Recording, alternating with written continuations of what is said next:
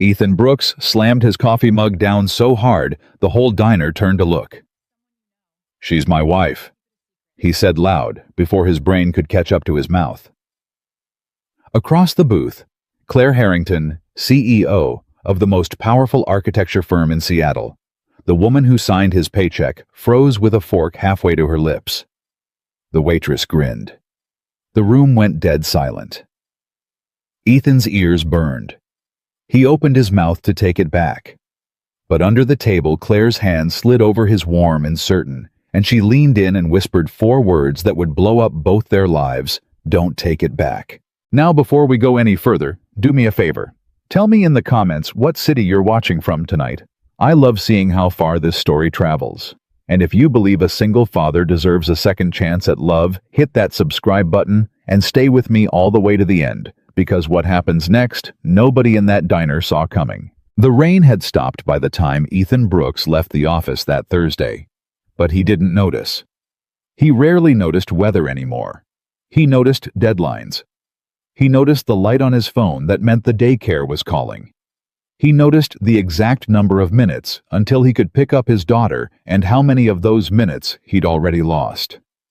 He was 40 steps from the parking garage when he heard the click of heels behind him, fast and sharp on the wet pavement. Brooks. He turned. Claire Harrington was walking toward him with her coat half buttoned, and her jaw set like she'd been arguing with someone and lost. Which never happened. Claire Harrington did not lose arguments. She was the reason the firm had tripled in value in 6 years. She was the reason grown men in $5,000 suits straightened their ties before board meetings. And right now, she looked like she wanted to throw something. "Yes, ma'am," Ethan said. "Don't ma'am me. I'm 38, not 80. She stopped a few feet away and pressed 2 fingers to the bridge of her nose. "Have you eaten?" He blinked. "Have I what?" "Eaten. Food. Today. Have you had any?" "I had coffee." "That's not food, that's a decision to keep suffering," she exhaled. "I just sat through 4 hours of Marcus Vail explaining to a room full of people why he should be allowed to buy a controlling stake in my company. I need to be somewhere that isn't this building, and I need to not be alone in it. So you're coming to dinner. That's not a request, it's a..." She waved a hand. "It's a directive from your employer." Ethan almost laughed. He hadn't laughed at work in a long time. "I have to pick up my daughter, Emma. She's at aftercare until 6:30. And if I'm late again, they charge me $1 a minute and give me a look that could strip paint." Claire stared at him for a second.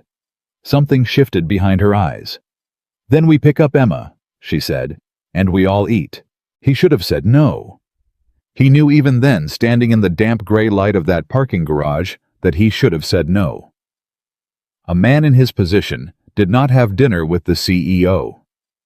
A man in his position kept his head down, did excellent work, went home to his kid, and did not blur any lines whatsoever. But he was tired. He was so tired. And there was something in the way she'd said, "I need to not be alone in it," that reached into his chest and pulled. "Okay," he said. Emma Brooks was 7 years old, missing 1 front tooth, and possessed of the unshakable confidence of a child who has decided she likes you. She climbed into the back seat of Claire's car, took one look at the woman in the passenger seat, and announced, "You have really shiny hair." "Thank you," Claire said, turning around. "You have a really loose tooth." "It's about to come out. I'm going to get $1. A whole $1. From the tooth fairy. But Daddy is the tooth fairy. He thinks I don't know. But I know." Emma leaned forward against her seatbelt. "Are you Daddy's friend?" There was a small silence in the car. Ethan watched the road very carefully. "I'm his boss," Claire said. Emma considered this. "Do you tell him what to do?" "Constantly." "Does he listen?" "Rarely." Emma broke into delighted laughter, and Ethan felt his shoulders come down from around his ears for the first time in what felt like weeks. They ended up at a little diner off Rainier Avenue, the kind with cracked vinyl booths and a pie case that spun, and a waitress named Dot who'd worked there since Reagan. Ethan came here on Sundays with Emma. It was cheap. It was theirs.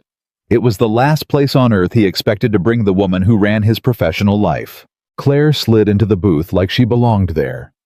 She ordered a cheeseburger medium with extra pickles, and when Emma's eyes went wide with betrayal, "You eat pickles," Claire said. "Dead serious.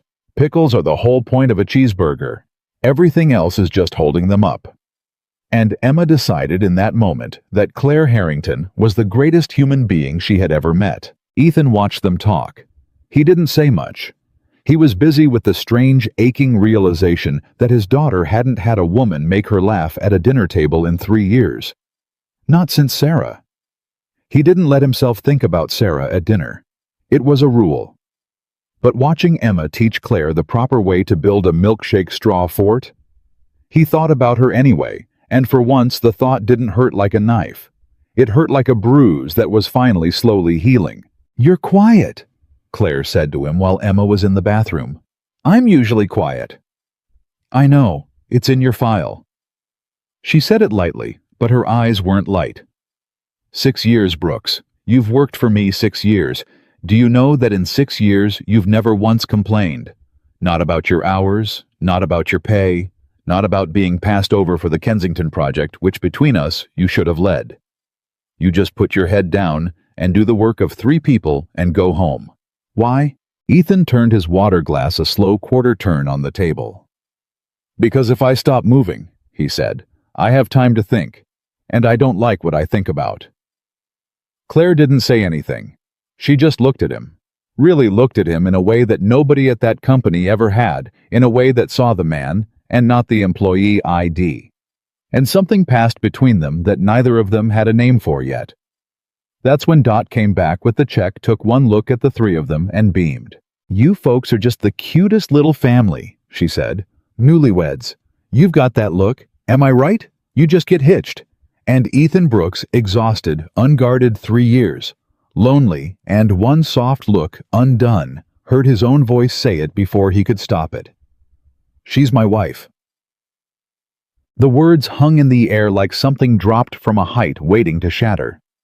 Dot clasped her hands. A man 2 booths over lowered his newspaper. Emma, coming back from the bathroom, stopped dead in the aisle and stared with an expression Ethan couldn't read. Ethan's face went hot, then cold. What did I just say? The panic came up his throat like water. He opened his mouth to fix it. "I'm sorry, that was a joke. She's my boss. I'm an idiot. Please forget I exist." And under the table, Claire's hand covered his. Her fingers threaded through his fingers. Warm. Steady. Not a mistake. She leaned toward him close enough that he could smell her perfume, and something underneath it that was just her, and she said so quietly that only he could hear, "Don't take it back." He turned his head. Their faces were inches apart. Her eyes were doing something he had never seen Claire Harrington's eyes do in 6 years. They were asking. "Claire," he breathed. "What are you?" "Just for tonight," she whispered. "Please, just don't take it back. I'll explain. I promise I'll explain. Just don't let go of my hand." Behind him, Dot was already filling up the whole diner with the news. "Oh, would you look at that, 28 years married myself, best decision I ever made. You 2 hold on to each other now." And Emma. Emma was still standing in the aisle, but she wasn't confused anymore. She had climbed back into the booth, pressed herself against Claire's side like she'd done it 1,000 times, looked up at her, and said in a voice full of a hope so raw it could break your heart, "Are you gonna be my mom?" The whole world stopped. Ethan felt something crack open in his chest. Claire looked down at the little girl leaning against her, and for one long, terrible, beautiful moment, the untouchable CEO of Harrington and Vale, the woman who negotiated with billionaires and never blinked, had absolutely no idea what to say. Then her free hand came up and smoothed Emma's hair back from her face, gentle as anything, and her voice when it came was thick. "How about," she said, "we just have some pie first, and then we'll see." Emma nodded solemnly, like this was an acceptable contract, and went back to her fries. Claire's hand was still in Ethan's under the table. She hadn't let go. He hadn't either. They didn't talk about it until they were outside. Emma buckled in the back seat and already half asleep against the window streetlight coming through the glass in orange bars. Ethan stood by the driver's door. Claire stood by the passenger side, the width of the car between them. "You want to tell me what that was?" he said. Not angry. He couldn't find angry. He was too far past it into something bewildered and unsteady. Claire looked out at the empty parking lot. When she spoke, the CEO voice was gone. What was left was just a woman tired at the end of a very long day. "Marcus Vale," she said. "The investor. In the board meeting today. Do you know what he did before he pitched buying half my company? No. He asked me to marry him." She laughed, but there was no humor in it. In front of the board, framed it as a merger. Personal and professional, all in one tidy package. He said, and I'm quoting, that a woman my age running a company alone was a liability the market could see, and that our family's fortunes belonged together, and that everyone in that room would sleep better knowing there was a man's steady hand on the wheel. Her jaw tightened. "My father is on that board, Ethan." My father nodded. Ethan felt something hot rise up in him.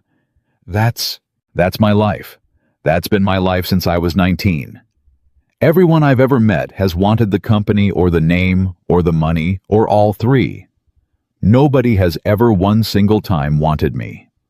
She wrapped her arms around herself. "And then I sat in a diner tonight and watched your daughter build a fort out of milkshake straws, and I watched you go quiet because you didn't want her to see you almost cry. And that waitress looked at us and saw a family. She saw a family, Ethan. And for about 4 seconds, I got to be someone who was just loved. No merger attached. And I didn't want to give it back. So I didn't. I'm sorry. It was selfish, and it was insane. And I'll never bring it up again if you don't want me to." Ethan was quiet for a long moment. "Marcus Vale," he said slowly. "He's going to keep coming after you. Every single day. And a man like that, he doesn't take no from a woman he thinks he owns, does he?" Claire's silence was its own answer. Ethan looked at his sleeping daughter through the car window, then at Claire standing there in the orange light with her arms wrapped around herself like she was holding her own ribs together. And he thought about 6 years of watching her run that company alone, about how he'd assumed everyone assumed that Claire Harrington needed nothing and no one, and how completely catastrophically wrong they'd all been. "Okay," he heard himself say, for the second time that day. "So we don't take it back." She looked up sharply. "What?" "Vale wants a wife on your arm to make himself feel steady." "Fine. Then you already have one." Ethan's heart was hammering, but his voice came out level. "You want the board to stop looking at you like a liability. Then Claire Harrington is a married woman, and it's not up for negotiation, and it's certainly not up for merger. Nobody has to know it started in a diner over a cheeseburger." "Ethan." Claire's voice had gone very careful, like she was afraid to move too fast in case she scared it off. "Do you understand what you're offering? People will talk. About you. About her." She glanced at the back seat. "They'll say you're an employee who slept his way up. They'll say things about Emma. My family will hire investigators. Marcus Vale will try to destroy you, and he has the money to do it. This isn't a game. If we do this, it has to look real, all the way real. And I can't ask you to put yourself and your little girl in the middle of my war." "You didn't ask," Ethan said. "I'm offering." "Why?"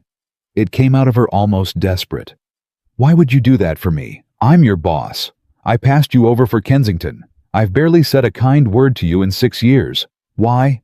And Ethan Brooks, who had spent 3 years learning how to say nothing at all, looked at her across the roof of that car and told her the truth without meaning to.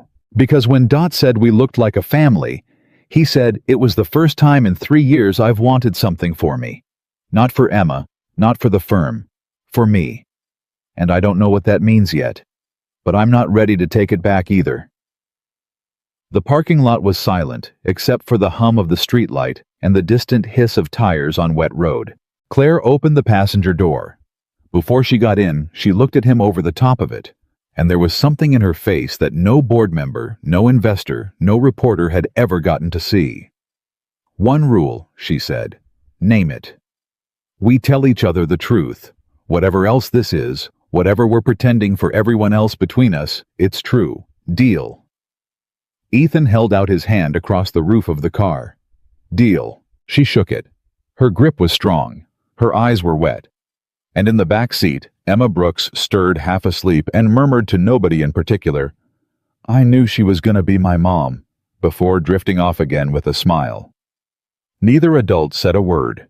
But Claire pressed her lips together hard and turned to look out the window, and Ethan pretended not to see her wipe her eyes.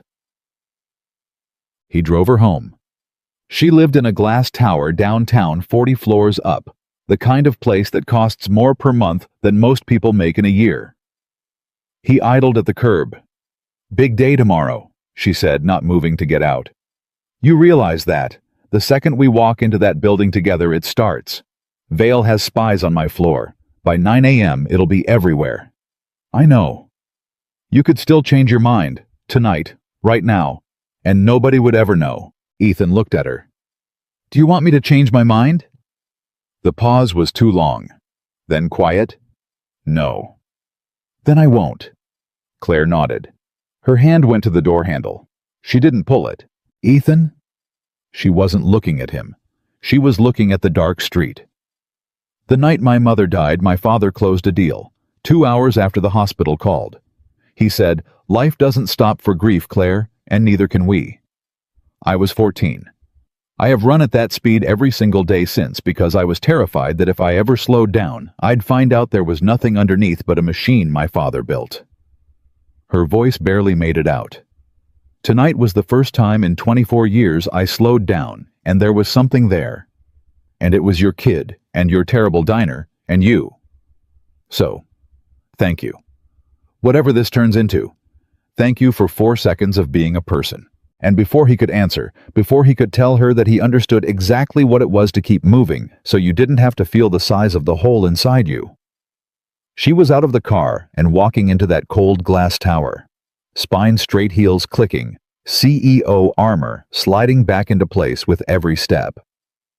Ethan sat at the curb long after she'd disappeared through the doors.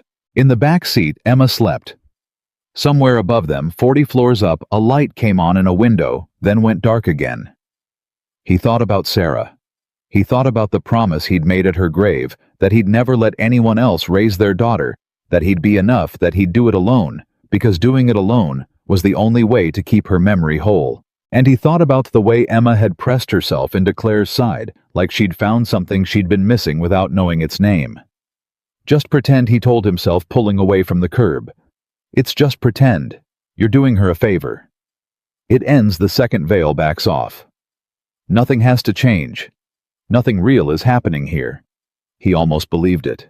But his hand still remembered the exact warmth of hers under that diner table. And somewhere between Rainier Avenue and home, with his daughter asleep behind him, and a lie the size of a marriage sitting in his chest, Ethan Brooks understood that he had just made a promise he did not yet know how to keep, and that the man who had walked into that diner tonight was not the same man driving home from it. Tomorrow it would begin. And nothing, not one single thing, would ever be simple again. The morning it began, Ethan Brooks was awake at 4:40 because Emma had crawled into his bed at some point in the night and was now sleeping sideways across his legs like a starfish. He didn't move her. He lay there in the dark and stared at the ceiling and listened to his own heart doing something it hadn't done in 3 years, which was refusing to be quiet. By 6 he'd made her lunch. By 6:15 he'd changed his shirt twice, which he noticed and hated himself for. By 6:30, Emma was at the kitchen table eating cereal and watching him over the rim of her spoon with the unblinking attention of a small detective. "You keep looking at the door," she said. "I'm not." "You looked at it 4 times. Eat your cereal." "Is Claire coming?" Ethan set down the coffee pot. "Emma, about Claire. Is she going to be my mom or not?" She said it flatly, the way she said everything that mattered to her, like if she pretended not to care, it wouldn't hurt as much when the answer was no. He crouched down beside her chair so they were eye to eye. "Claire is a grown-up who has a very complicated life," he said carefully. And me and her, we're going to help each other with some grown-up things for a little while. And you might see her a lot. But I need you to understand that it's complicated, and I can't promise you." "Okay," Emma said, and went back to her cereal. And Ethan realized she had heard exactly one word, and the word was lot. He sat down across from her, feeling like a man who had just handed a child a live wire and told her to be careful. His phone buzzed. "Claire. Car's downstairs. I sent one. We arrive together, or this whole thing falls apart before it starts. Also, did you sleep?" "You didn't sleep. I can tell through the phone." He almost smiled. He texted back, "Emma slept on my legs. Couldn't move. Long story." The reply came fast. "That's the best reason not to sleep I've ever heard. Bring her." Vale plays dirty, and there's nothing that steadies a room like a kid in it. And Ethan, last chance. "You're sure?" He looked at his daughter. He looked at the door. I'm sure he typed. He wasn't sure of anything, but it was too late to be honest about that. The car was black and silent and cost more than Ethan made in a month, and Claire was already in it. And the second the door closed, she was a different person than the woman who'd stood in that parking lot with her arms wrapped around her own ribs. This was CEO Claire, spine straight, every hair intentional. She looked Emma up and down, took in the mismatched socks and the loose tooth and the backpack shaped like a dinosaur, and something in her face softened by exactly 1 degree. "Good morning, Emma." "Are we married now?" Emma asked. Claire choked on her coffee. Ethan stared out the window and wished for death. "Your dad and I are," Claire started. "Because at school Bella said you can't have 2 moms unless the first one is in heaven, and my first mom is in heaven, so." Emma shrugged with the devastating logic of 7. "So it's fine." The car went very quiet. Ethan felt the words land in his chest like stones dropped down a well. He didn't look at Claire. He couldn't. But Claire reached across the seat, and she took Emma's small hand in hers, and she said in a voice that had lost all of its boardroom steel, "Your first mom being in heaven doesn't mean you have room for a second one, Emma. It means your first mom made your heart bigger, so there's more room in it. Nothing about her ever goes away. Do you understand?" Emma considered this with enormous seriousness. Then she nodded. Then she said, "You're smart," and put her head against Claire's arm, and Ethan turned to the window because his eyes had gone hot, and he was not going to cry in a town car at 7 in the morning on the way to work. He did not know in that moment that Claire was crying too, silently, looking out her own window, holding a stranger's child's hand like it was the only solid thing in a spinning world. They didn't speak the rest of the way. They didn't have to. Something had already happened that neither of them had planned for, and neither of them could take back. The lobby of Harrington and Vale was all glass and marble, and the kind of quiet that money buys. And the second the 3 of them walked through those doors together, Claire and the quiet senior engineer from the 12th floor, and a 7-year-old in mismatched socks, the quiet broke. Ethan felt it before he understood it. The pause, the heads turning, the way the woman at the reception desk stopped mid-sentence on the phone. He heard very distinctly someone whisper, "Is that no way, is that Brooks?" Claire didn't slow down. She walked through that lobby like she owned it because she did, one hand resting light on Emma's shoulder, and she said loud enough to carry, "Denise, hold my 9 o'clock, I'm taking my family up first." And the word family went through that lobby like a current through water. By the time the elevator doors closed, Ethan's phone had buzzed 11 times. "It's happening," Claire murmured, watching the floor numbers climb. "Right now. Every one of those people is texting someone. By the time we hit 12, half the building knows. By lunch, all of it." She glanced at him. "You okay?" "Ask me in an hour." Fair. The doors opened on 12. Ethan's floor. His whole team was there or seemed to be clustered near the break room, and they went silent the way a room goes silent when the person being discussed walks in. His work partner, a big easygoing guy named Ray, who'd covered for Ethan more times than he could count when Emma got sick, stared at him with his mouth actually open. "Brooks," Ray said. "Brooks, buddy. The rumor going around right now is insane, and I need you to tell me it's not true, so I can—" "Ray," Ethan said. So I can shut it down because people are saying you and Harrington and I said no way Ethan Brooks eats lunch alone at his desk every single day. There's no way he's Ray. Married to the CEO, and then somebody said they saw you leave a diner together last night, and I said, Ray. Ethan put a hand on his shoulder. It's true. The whole floor heard it. You could feel the intake of breath. Ray's face did something complicated. It's true. We kept it quiet, Ethan said, and the lie came easier than he expected, which frightened him a little. For obvious reasons. She's my boss. We didn't want it to be a thing. But someone saw us, and now it's a thing, so. He shrugged. It's true. Ray looked at him for a long moment. Then quietly, so only Ethan could hear. 3 years, man. 3 years, I've watched you eat sad desk salads and go home to that little girl and never let anybody in. If somebody finally got through... His voice caught. I don't care if it's the CEO or the Queen of England. Good. It's about time. Okay. It's about time. And Ethan Brooks, who had built the lie to protect a woman he barely knew, felt it curdle in his stomach for the first time because Ray meant it, and Ray was happy for him. And Ray had no idea that none of it was real. Or that was what Ethan told himself, that it wasn't real. He was getting less sure by the hour. The morning was a gauntlet. Everyone found a reason to walk past his desk. Someone left a card. A woman from accounting he'd never spoken to told him she cried a little, thinking about it, the widowed dad and the lonely CEO. And wasn't it just like a movie? And Ethan smiled and said, thank you, and felt like a fraud in a suit. At 10:40, Claire's assistant Denise appeared at his desk. Mrs. Harrington wants you in her office. Mrs., someone repeated from a nearby cubicle, delighted. Claire's office was on 40. It had a view of the whole sound. She was standing at the window with her back to the door when he came in, and she didn't turn around. Close it, she said. He closed it. Marcus Vale called me 20 minutes ago, she said, still facing the glass. He heard. Of course he heard. He hears everything in this building because he pays 6 people to make sure he does. She turned around, and her face was tight. He congratulated me. Very warmly. Then he asked me how long I'd known the engineer. Then he asked if I was aware that a CEO marrying a subordinate opens the company to liability. Then he said, and I want you to hear this exactly, he said. I'd hate for a rushed decision to give the board a reason to question your judgment, Claire. You've worked so hard for that chair. Ethan felt the threat land. He's going to use us against you. He's going to try. Claire crossed her arms. He wants that board to see me as a woman who makes emotional, impulsive decisions. A woman who married her own employee on a whim.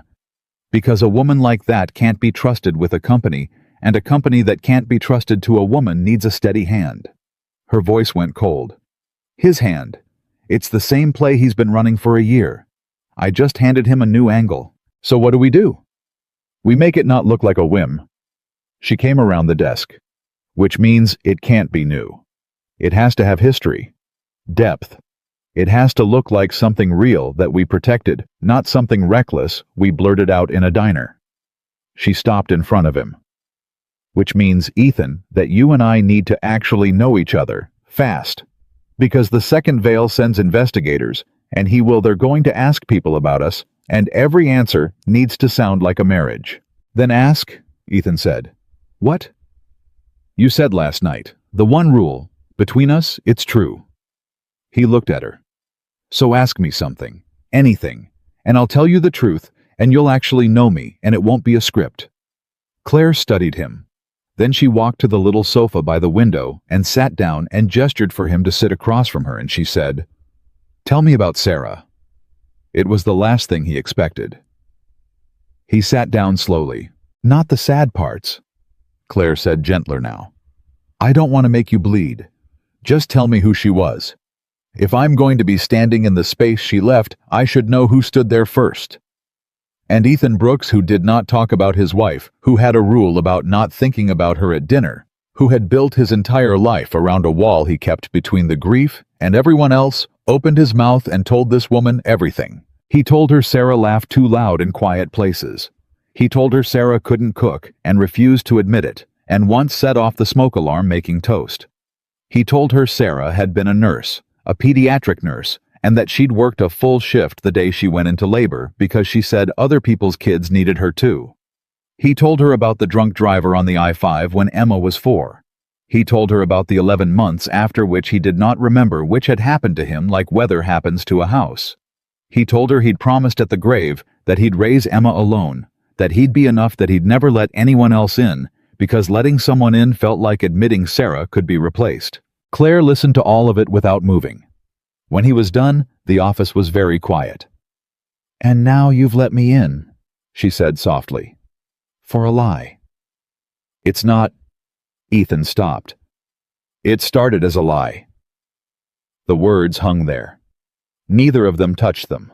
Claire looked down at her hands. "My turn," she said. "You should know me too." And she told him about her mother, the real version, not the boardroom version. She told him her mother had been the only warm thing in that glass house, that her father had married for a merger and gotten a daughter out of the deal, and treated the daughter like an asset that hadn't yet appreciated.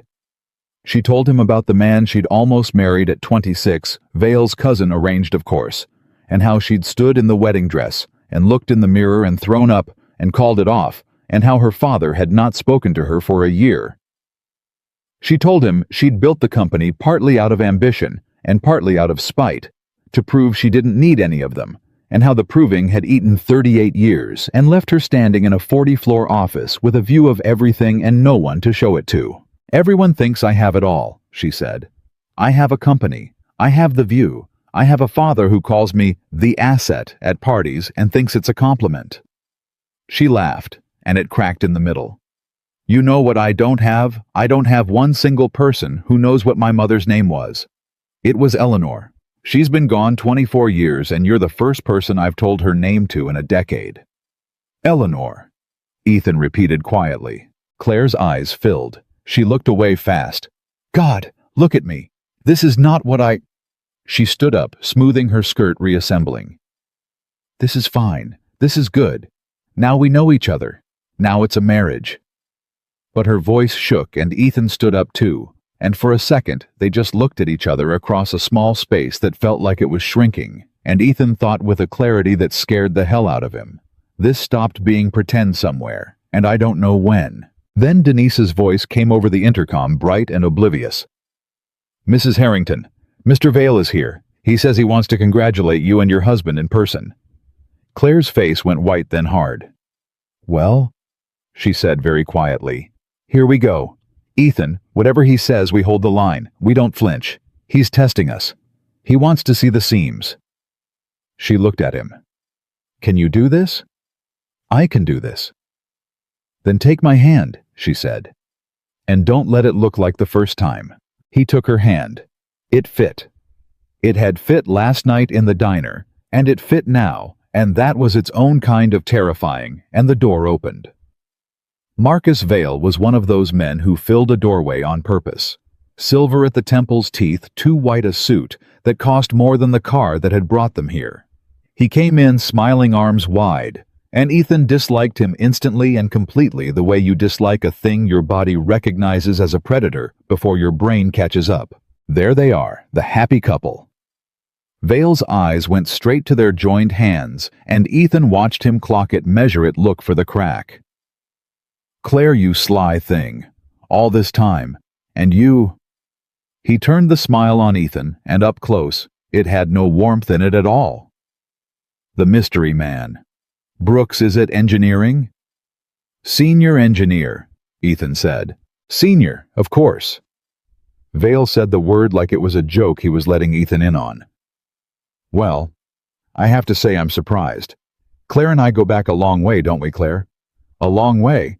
I always assumed when she finally settled down, it'd be with someone from—" He gestured vaguely. "Her world. But love finds a way, they say, even across the the org chart." The insult was so smooth, it barely registered as one. Ethan felt Claire's hand tighten in his. "Marcus," Claire said, ice bright. "Did you come up 40 floors to insult my husband, or was there a business reason?" "Insult God, no. Vale pressed a hand to his chest, wounded. I came to congratulate you, and to bring you a small gift. He set a bottle of wine on her desk, something old and French and obscene. And since I'm here, the smile stayed, but the eyes went flat, to mention that the board meets Thursday, and that a few members have expressed some concern about optics. A CEO, a subordinate, a sudden marriage no one saw coming. You know how these things look, Claire. You know how quickly a narrative gets away from you. I'd hate for anyone to suggest your personal judgment reflects on your professional judgment. He spread his hands, all reasonableness. I'm trying to protect you. I've always been trying to protect you. That's all this has ever been. I don't need protecting, Claire said. Everyone needs protecting, Vale said softly. Even you. He turned to go, then paused at the door and delivered it like an afterthought, which meant he'd planned it. Oh, and Brooks, a word of friendly advice, man to man. He looked Ethan up and down. Be careful climbing too high too fast. The view's nice up here, but it's a long way down, and men like us, he smiled. We bruise easy on the way. Congratulations again, truly. And he was gone. The door clicked shut. For a moment, neither of them moved. Then Claire let out a breath that seemed to come from her shoes and sat down hard on the sofa. He knows, she said. He doesn't know no, but he smells it. That's what that was. He's going to spend every dollar he has proving this marriage is fake, and if he does, he doesn't just take the company. He takes my credibility. He takes...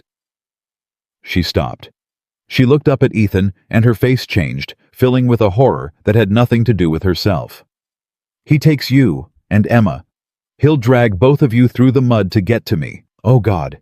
Ethan, what have I done? I've put your daughter in front of a man like that. Hey. Ethan crouched down in front of her. Look at me. I dragged you into a war you have nothing to do with. I was so busy being lonely, I didn't think about what it would cost you. I have to end it. I have to end it right now before he... Claire. He took both her hands. Look at me. She looked at him. You didn't drag me anywhere, he said quietly. I climbed in with my eyes open in a parking lot last night because for the first time in 3 years I wanted to. That's on me, not you. He squeezed her hands. And nobody is dragging my daughter through the mud. You know why? Because he thinks he's up against a lonely CEO who made a bad call. He's not. He's up against me and you. And I have spent 3 years learning how to hold a line no matter how much it hurts. So he can bring his investigators. He can bring his money. He can bring the whole board. We know each other now. It's real between us. And a thing that's real doesn't have seams for him to find. Claire stared at him. Her eyes were wet again, but something else was in her face now, something steadier. When did you get brave? She whispered. I'm not brave. I'm just done being scared. He stood, pulling her up with him. Now, you've got a company to run, and I've got a load-bearing wall to redesign, and if we hide up here in your office all day whispering, that's exactly the kind of seam Vale's looking for. So let's go be a normal married couple who has jobs, okay? She laughed, wet and surprised. Okay. He was almost to the door when she said his name. He turned. Thank you, she said, for telling me about Sarah, for all of it. She hesitated. I know it started as a lie, but I want you to know that when I'm with you and Emma, it's the least I've lied in 20 years. So whatever this is, thank you for the truth in it. Ethan nodded because he didn't trust his voice and left before he said something he couldn't take back either. The day should have gotten easier. It got harder. At 2, Emma's school called. Ethan's phone lit up on his desk, and his heart stopped the way it always did, because a call from the school in the middle of the day was never good. He answered on the first ring. It was the nurse.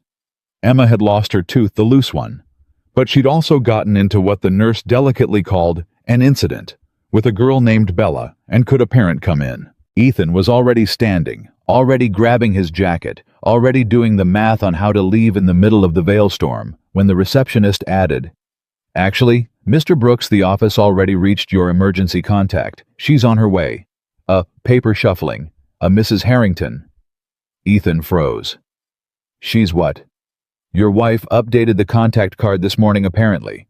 She's already almost here, so if you can't make it, it's handled. Just wanted you to know. He hung up and stood there in the middle of the 12th floor with his jacket half on. Your wife updated the contact card this morning. She'd done it that morning. Before Vale. Before any of the threats. She'd taken 20 seconds out of the most dangerous day of her professional life to put herself down as the person the school could call for a 7-year-old she'd met the day before. Ethan sat back down very slowly, and he understood all at once, sitting at his desk with his jacket half on, and his heart doing that thing again, that he was in a great deal of trouble. Not with Vale. With himself. He called Claire. She picked up in the car. He could hear the road. I heard, he said. The school. You didn't have to. There was an incident with a tooth and a child named Bella, Claire said, and there was something in her voice he'd never heard, a kind of ferocious tenderness. I'm handling it. Ethan, do you know what this Bella said to your daughter? She told Emma that her having a new mom means she's replacing her real mom. On the playground. To her face. Claire's voice tightened dangerously. Emma decked her. Ethan closed his eyes. Oh no. Oh yes, full contact. Lost her own tooth in the process, which is honestly poetic.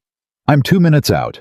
I'm going to go in there, and I'm going to handle the principal, and then I'm going to take your daughter for ice cream and explain to her very carefully that we don't hit people, a pause, and that Bella was wrong, and that both of those things are true at the same time. Is that okay? Am I allowed to do that? I don't actually know the rules here. Tell me if I'm overstepping. Ethan gripped the edge of his desk. His voice, when it came, was rough. You're not overstepping. You're sure? Because I don't know how to... Claire. He had to stop and breathe. My wife spent 3 years making sure Emma never felt like anyone thought her mom could be replaced. And today, on the worst day of your professional life, with a billionaire trying to destroy you, you dropped everything to go tell my kid the exact same thing. His voice broke. So no, you're not overstepping. You're doing it exactly right.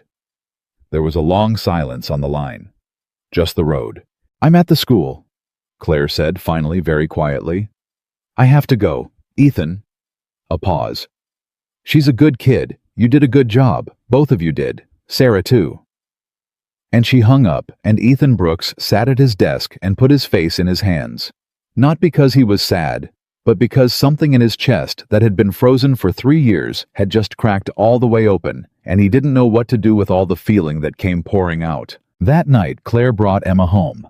She was supposed to just drop her off. She stayed for dinner. Nobody planned it. It just happened the way water finds the shape of the thing it's poured into. Emma, gap-toothed and triumphant, narrated the entire playground battle over spaghetti with the relish of a war correspondent. Claire, to Ethan's astonishment, listened with total seriousness, and then delivered a lecture about not hitting people that somehow also communicated unmistakably that she was extremely proud, and Emma absorbed both messages at once the way children do. But you agree Bella was wrong? Emma pressed. Bella was completely wrong, Claire said. And also you may never punch anyone again. Deal, said Emma, who had clearly learned the word from somewhere. After dinner, Emma insisted Claire read her a bedtime story. And Claire, who Ethan was fairly sure had never read a bedtime story to anyone in her life, sat on the edge of the little bed and read Where the Wild Things Are, with a solemnity usually reserved for shareholder meetings. And Emma fell asleep halfway through with her hand fisted in Claire's sleeve. Claire didn't move for a long time after. She sat on the edge of the bed in the dark, looking down at the sleeping child. And when Ethan appeared in the doorway, she looked up at him with an expression he would remember for the rest of his life. I don't know how to do this, she whispered. I don't know how to be near something this breakable and good. I keep waiting for the part where I ruin it, because that's what I do. I optimize things, and I acquire things, and I ruin the soft ones. Ethan crossed the room and crouched beside the bed. You didn't ruin anything today. You fixed it. For a lie. Stop saying that. It came out sharper than he meant. He softened it. Stop calling it that. Whatever we told Vale, whatever we told the diner, look at her. He nodded at Emma, at her small fist in Claire's sleeve. That's not a lie. That's the realest thing in this house. She trusts you. Kids don't fake that. So whatever this started as, it stopped being a lie the second she fell asleep holding on to you. And I'm tired of both of us pretending we don't know that. Claire's breath caught. Ethan. I know, he said. I know it's complicated. I know you're my boss. I know there's a war on, and a man trying to burn it all down, and 100 reasons this is a terrible idea. I'm not asking for anything. I'm just... He looked at her, at this woman he'd known for 6 years, and hadn't known at all until yesterday. I'm just done pretending the pretend part is the whole part, that's all. For a long moment, Claire didn't say anything. Emma breathed slow and even between them. The lamp made a small, warm circle in the dark. Then Claire reached out very slowly, and she touched Ethan's face, her fingers barely grazing his jaw like she was checking whether he was real. When Dot asked if we were newlyweds, she whispered, and you said she's my wife. Do you know what I felt? For 1 second, before my brain caught up, before I knew it was a mistake, I felt found. Like something that had been lost my whole life had just been located. And I grabbed your hand under that table because I could not. I physically could not let that feeling go. It had nothing to do with Vale. Vale came after. I made up the Vale reason in the parking lot. Because I grabbed your hand because I've been drowning for 20 years and you looked like land, is not a thing you can say to a man you've barely spoken to. Her thumb moved along his jaw. So no. It was never all pretend. Not for me. Not for 1 second. Ethan couldn't breathe, but, Claire said, and pulled her hand back, and the CEO came down over her face like a shutter. We can't. Not yet. Not while Vale's circling. If we make it real now, and he finds out it started fake, he'll say I seduced an employee to cover an impulsive marriage, and it'll be true enough to stick, and it won't just cost me the company. It'll cost you your job and your reputation, and it could cost you her. Custody. Vale would go there. He would absolutely go there. Her jaw set. So here's what we're going to do. We're going to win first. We're going to beat him at the gala. Thursday, we're going to hold the line so hard that not one seam shows, and then when it's safe, when it can't be used against you or her, then we find out what this actually is. If there's still an us to find out about. Okay, I need you safe more than I need you close. Can you live with that? Ethan looked at her for a long moment. No, he said. But I'll do it anyway. Because you're right. And because I'd rather have you late and safe than now and destroyed. He stood. One rule, though. Name it. When it's over. When we win. You don't get to hide again.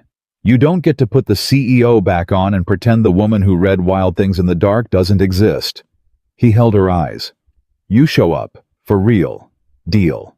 Claire stood too. She looked at him across the sleeping child, and something in her face broke open and stayed open. Deal, she said. The next 3 days moved fast, and every one of them tightened the wire. Vale's investigators started Tuesday. Ethan spotted the first one in the lobby, a nondescript man in a nondescript coat, who asked Ray casually over coffee how long the Brookses had been together. And Ray, God bless Ray, said, Man, Ethan's private. He doesn't talk about it all. I know as he's happier than I've seen him in years. Which was exactly the right answer, and exactly true, and told the investigator nothing. But Wednesday, it got worse. Claire called him up to 40, and she was holding a folder, and her hands weren't steady. He found the diner, she said. Vale. His people talked to Dot. Ethan's stomach dropped. And Dot told them we were the sweetest married couple she'd seen in years, and she'd known the second she looked at us. Claire almost laughed, except it came out shaky. She protected us. A waitress we met once protected us. But that's not Ethan, that's not the problem. She opened the folder. The problem is, he pulled your personnel file, your whole history, and he found out that you were passed over for the Kensington project. By me. 8 months ago. She looked up, stricken. He's going to use it. He's going to say I passed you over 8 months ago and married you this week, and that the only thing that changed is that I got lonely, and that a woman who can't keep her personal and professional life separate for 8 months is a woman who... She stopped. It's a good attack. It's a really good attack, because it's built on something true. Ethan took the folder from her. He looked at the Kensington paperwork, at his own name crossed off the lead slot 8 months ago, and he thought about it, and then he said something that made Claire go still. Then we tell the truth about that too. What? You passed me over for Kensington, Ethan said slowly, working it out as he spoke. Why? Claire looked away. Because it was a 2-year project with brutal travel. 6 months in Dubai. And I knew I'd read your file. I knew about Emma. I knew you were a single father. And I thought this man cannot do 6 months in Dubai. He has a little girl. And if I put him on it, I'm forcing him to choose between his career and his kid. Her voice dropped. So I chose for him. I passed him over to protect his daughter. And I never told him because it's not a thing a boss is allowed to say. It's not, you're not supposed to make decisions about people's careers based on their kids. It's a whole legal. I just did it quietly and let him think he wasn't good enough, which he was. He was the best candidate. I chose his daughter over his promotion, and I never told him, and I felt sick about it for 8 months. The office was silent. Ethan stared at her. You passed me over, he said, to protect Emma. I know it was wrong. I know I overstepped. Claire. His voice was thick. You've been quietly looking out for my kid for 8 months. Before the diner. Before any of this. You saw a single father in your files, and you protected his daughter, and you took the blame for it, and let me think it was about my work. He shook his head slowly. And you call yourself the person who ruins the soft ones. Claire's eyes filled. That's the truth we tell, Ethan said. That's the whole thing right there. Vale wants to say you passed me over and married me on a whim. Let him. And then we tell everyone the real reason you passed me over, that you'd already been quietly protecting my family for the better part of a year, that you saw a man drowning in single fatherhood and you moved a career decision to keep his little girl from losing her dad to a project in Dubai. You didn't fall for me on a whim, Claire. You've been taking care of us since before we knew your name. That's not a scandal. That's the opposite of a scandal. That's the best woman I've ever met, and I'll say it to the whole board. Claire put her hand over her mouth, and this time she didn't fight the tears. She let them come standing in her 40-floor office with the whole sound behind her, and Ethan crossed the room and did the thing he'd wanted to do since the diner and hadn't let himself. He pulled her in and held her. Not for Vale, not for the board, not for anyone watching because no one was, just because she was crying, and he could not stand it. She held on. Her hands fisted in the back of his shirt exactly the way Emma's had fisted in her sleeve. And for a long moment, neither of them was a CEO, or an engineer, or a lie, or a strategy. They were just two people who'd been alone for a very long time holding on. We're going to win Thursday, Ethan said into her hair. And then you're going to show up. For real. You promised. I promised, Claire whispered. Say it back to me. The whole thing. So I know it's real. She pulled back just enough to look at him. Her mascara was ruined. She had never looked more like a person and less like a photograph. When it's over, she said, I show up. For real. I don't hide. I don't put the armor back on. I find out what this is out loud in the daylight with you and with Emma, and I stop being afraid of the one good thing that ever happened to me. Her voice steadied. I promise, Ethan. Thursday we win. And then I'm yours if you'll still have me for real. I'll have you, Ethan said. God help me, I've probably had you since the milkshake fort. She laughed, and it turned into a sob, and then into a laugh again, and she wiped her eyes and pulled herself together because that was what she did. And she said, Okay. Thursday, the gala. Vale is going to make his move in public because that's the only place his money matters. In front of the board, in front of the whole company, he's going to try to expose us, and we are going to be so solid, so married, so obviously real that he burns his own hand reaching for us. Can you wear a tux? I own one tux. It's from my wedding. He said it without thinking, and then heard himself, and Claire's face went soft and terrible. Ethan, it still fits, he said quietly. I checked last night. I don't know why I checked. Maybe I knew. He met her eyes. Sarah would have liked you. That's the thing I keep not saying. She would have looked at you being fierce about my kid, and she would have liked you so much it would have made me crazy. So I'm going to wear the tux I married her in to the night I stop pretending about you, and somehow that doesn't feel like a betrayal. It feels like she's handing you the baton. Does that make me insane? Claire shook her head slowly, unable to speak. Thursday, Ethan said. We win, and then we start. Denise's voice came over the intercom, breaking the spell, brisk and bright. Mrs. Harrington, your father's office called. He's confirmed for the gala Thursday. And he says... A pause. The sound of Denise reading uncomfortable. He says he's bringing a proposal that will settle the veil question once and for all.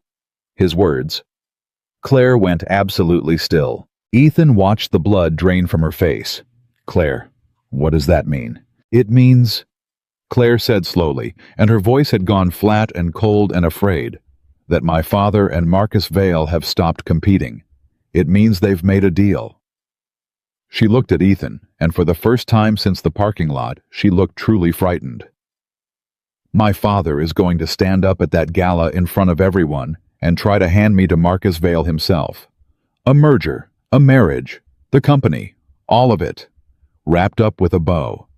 And he's going to do it in public in front of the board, so that saying no makes me look like the hysterical, ungrateful, impulsive woman Vale's been painting me as all along. Her hands had started to shake again.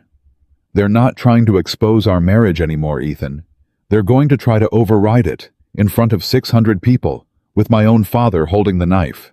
The office was silent, except for the hum of the city 40 floors down. Ethan reached out and took both of Claire's shaking hands and held them still.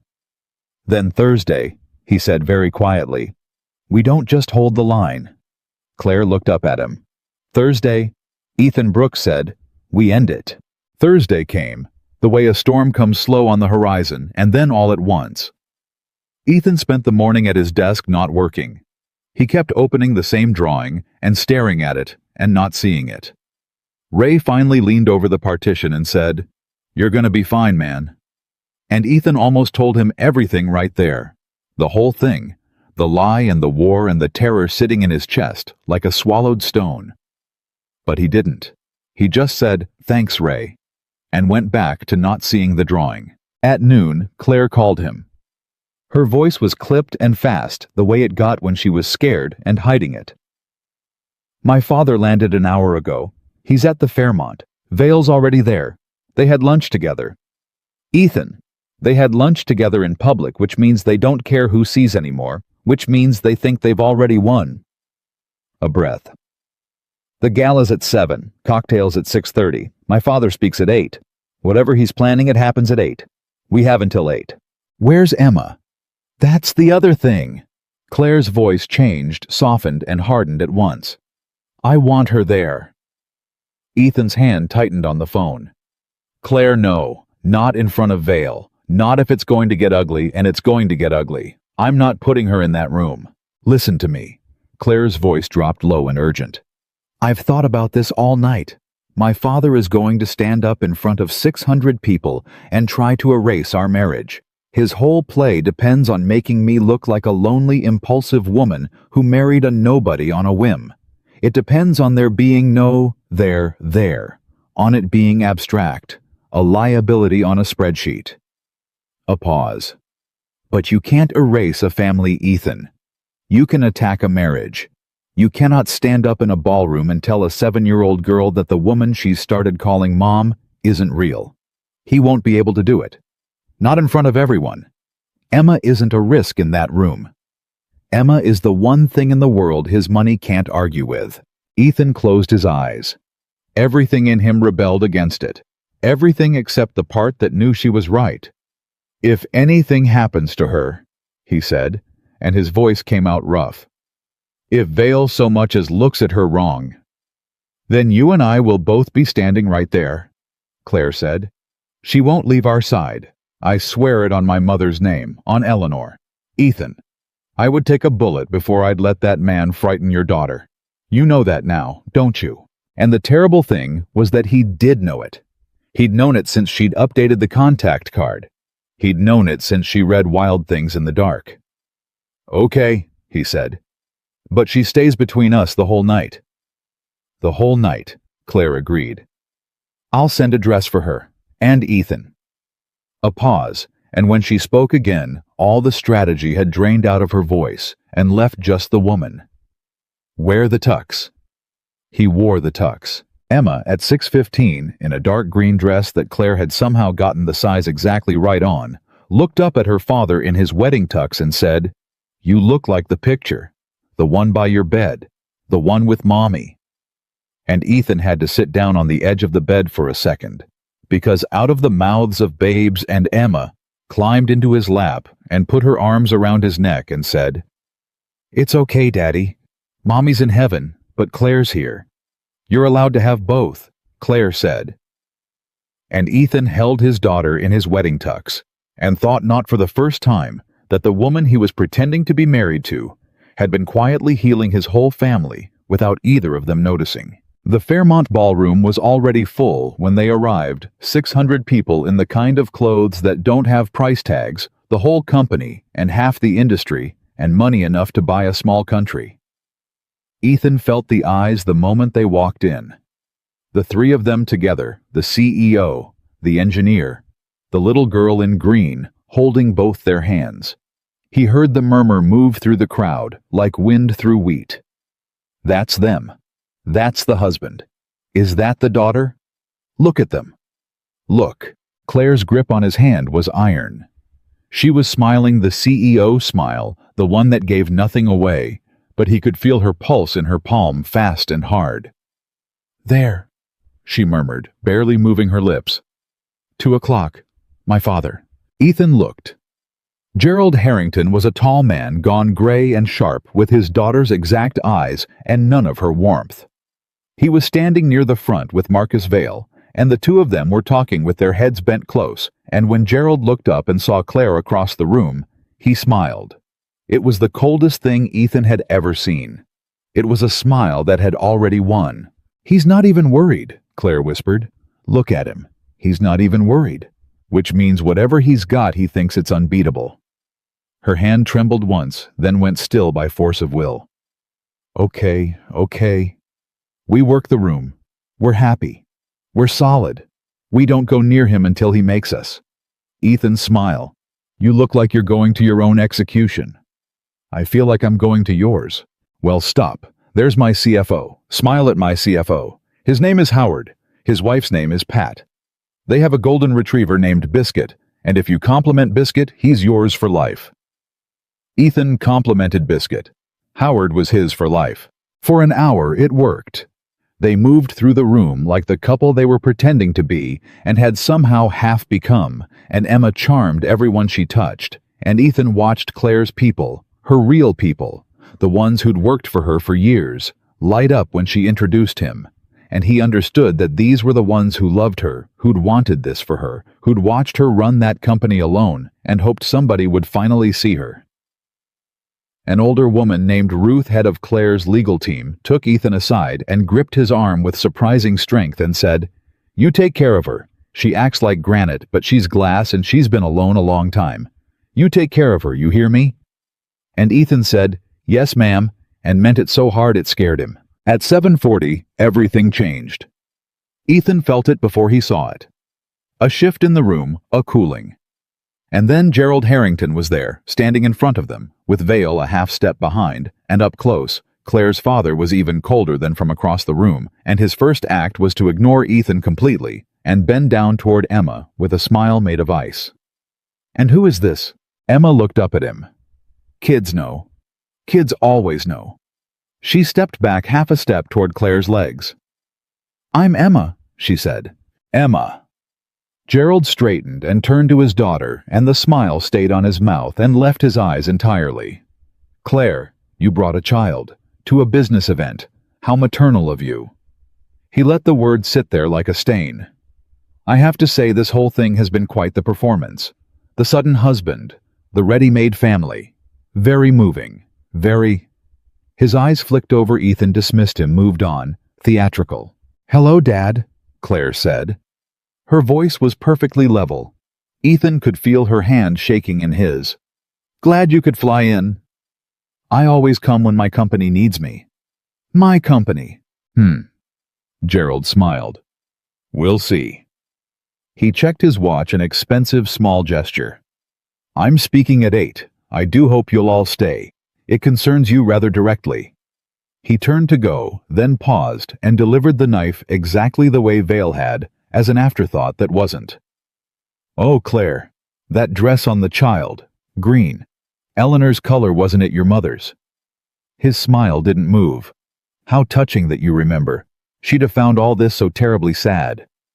And he walked away, and Vale gave them a small nod and a smaller smile and followed, and Claire stood absolutely rigid, and Ethan watched something in her face fracture down the middle. "Claire," he said quietly, "he used my mother." Her voice was barely there. "He used Eleanor to hurt me, and he did it in 8 seconds, and then he walked away. That's who he is. That's who he's always been. I don't know why I thought—" She stopped. She was breathing too fast. "I can't do this. I can't stand up in front of 600 people and be humiliated by my own father.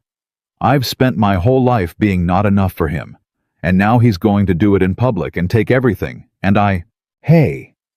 Ethan turned her toward him, put himself between her and the room. "Look at me, not at him.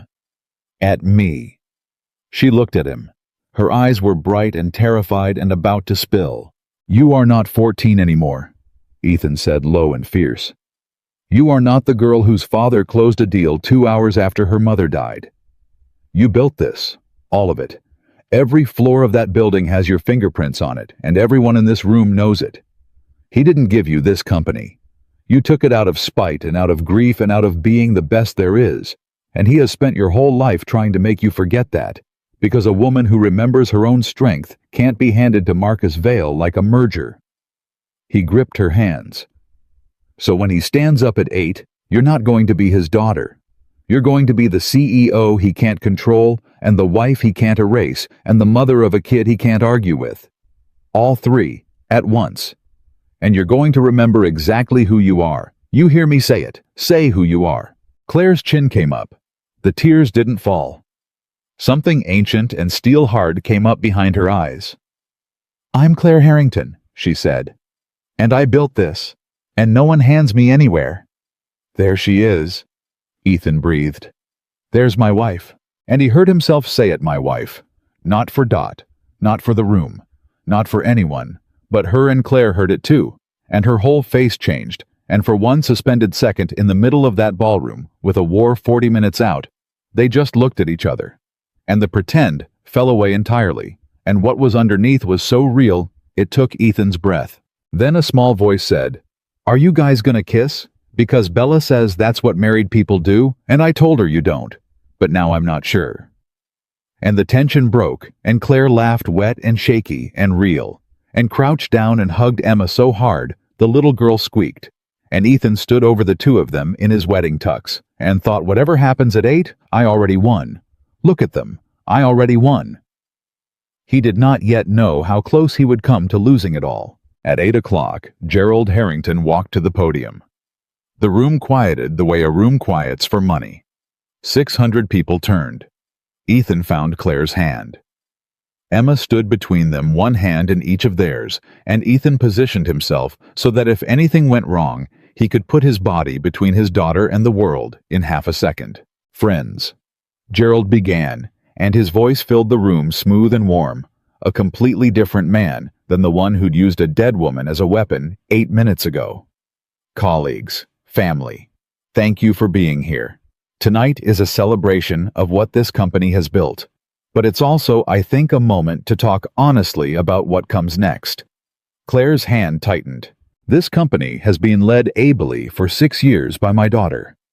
Gerald smiled toward Claire, and it looked to anyone who didn't know better like a father's pride. "And Claire has done remarkable things, truly. But a company at this scale, at this crossroads, needs stability, certainty. A future that's secured, not improvised. A pause. Which is why I'm delighted to announce tonight a proposal that will guarantee this company's future for a generation. A union of vision of capital of two great families. He gestured, and Marcus Vale rose from a front table, and the room began to murmur.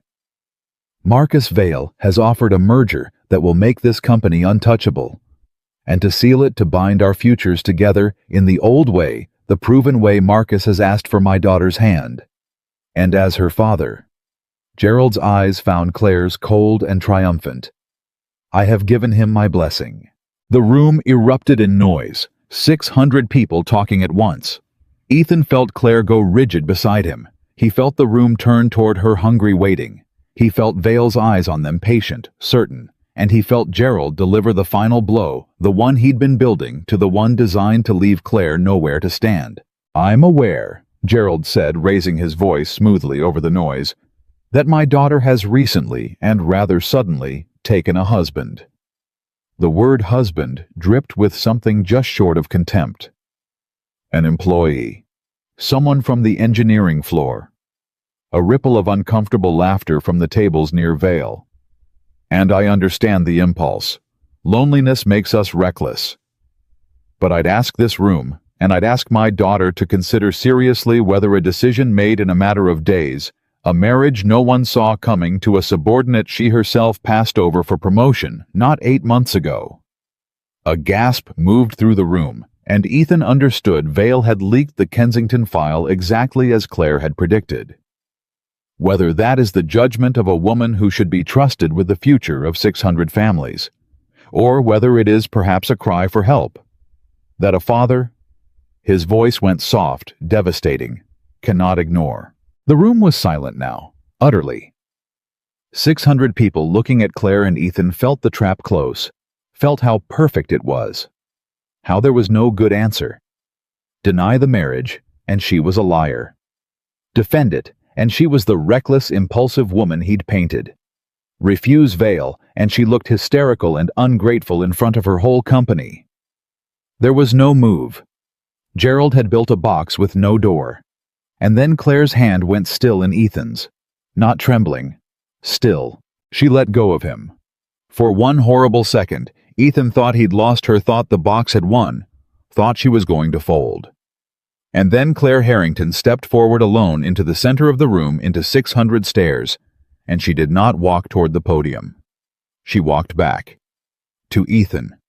To Emma. She reached down and picked Emma up, settling the little girl on her hip like she'd done it 1,000 times, and Emma wrapped her arms around Claire's neck, and Claire took Ethan's hand again, and she turned to face the room with her family in her arms, and when she spoke, her voice did not shake at all. Dad? She said it clearly, and the microphones near the front caught it, carried it. You want to talk about judgment? In front of everyone? Fine, let's. Gerald's smile flickered. 8 months ago I passed this man over for the Kensington project. Claire said, her voice ringing now, gathering strength. You leaked that. You wanted this room to think I passed him over and then married him on a whim. So let me tell them why I passed him over. She looked at Ethan, and her voice caught and then steadied. Kensington was 6 months in Dubai. And this man is a single father. His wife died 3 years ago. He was raising a little girl alone. Her arm tightened around Emma. And I read that in his file, and I thought if I put this man on this project, I force him to choose between his career and his child. So I chose for him. I gave the project to someone else. I let him believe he wasn't good enough, when the truth is, he was the best candidate I had, because I would rather protect a little girl I'd never met than advance a man's career at the cost of his daughter. Her voice rose clear and terrible. That's the judgment you want to put on trial, Dad. That I have spent this company's resources quietly protecting the families who work for me. Well, here I am. Put me on trial for it. The room was dead silent. Ethan couldn't breathe. You want to talk about a marriage no one saw coming? Claire went on, and now the tears were on her face, and her voice didn't waver anyway. It came slowly, Dad. It came over 8 months of me watching this man do the hardest job in the world, raise a child alone without ever once complaining, without ever asking for help, without ever using his grief as a reason to be less than excellent at everything he touched. It came from watching a man be good when nobody was making him. You wouldn't recognize it. You've never once done a good thing that no one was watching. Her voice cracked like a whip. You closed a deal 2 hours after Mom died. 2 hours. I was 14. And you told me life doesn't stop for grief. And I believed you for 24 years. I ran at your speed my whole life trying to prove I was worth something to you, and I never was because you don't value people. Dad, you value assets, and a daughter who feels things is a bad asset, isn't she? Someone in the crowd gasped. Gerald's face had gone white. So, no, Claire said. I will not be marrying Marcus Vale. I will not be merged or secured or handed anywhere. This is my company. I built it. And this? She looked at Ethan, at Emma on her hip, and her whole face transformed. This is my family, and I choose them. In front of you, in front of the board, in front of everyone. I choose the engineer and his daughter and the terrible diner, and all of it over your name and your merger and your cold, careful, empty life. Mom would be ashamed of you, Dad. And she would have loved them. The silence after was the loudest thing Ethan had ever heard. And then Marcus Vale started to laugh. He rose from his table, slow, unhurried, and the laugh was soft and awful, and he shook his head like a man watching a child throw a tantrum. Well, he said, that was quite a speech, Claire. Very emotional. Very. He glanced around, revealing. But you'll forgive me if I don't find a widower's sob story quite as compelling as the board will find the numbers. He turned to the room, spread his hands. Because here's what none of you know. Here's what she didn't tell you. He smiled, and it was the smile of a man playing his last and best card. I have it on very good authority from a source inside this very building that this marriage is barely a week old. That it began not with 8 months of tender feeling, but with a lie told in a diner in front of a waitress when Ms. Harrington needed a shield against my proposal. That there was no romance. There was a business problem and a convenient employee and a fake marriage cooked up in a parking lot to make me go away. The room exploded. Ethan felt the floor drop out of his stomach. Beside him, Claire had gone gray. Vale had it. Vale had the truth, or enough of it, and he was going to use it to burn everything down. Ask them, Vale said, raising his voice over the din, pointing at them, his smile widening. Ask them how long they've really been together. Ask them if it started in that diner as a lie. Go on. Ask the engineer. He doesn't have the practice at deception that Claire has. Look at his face.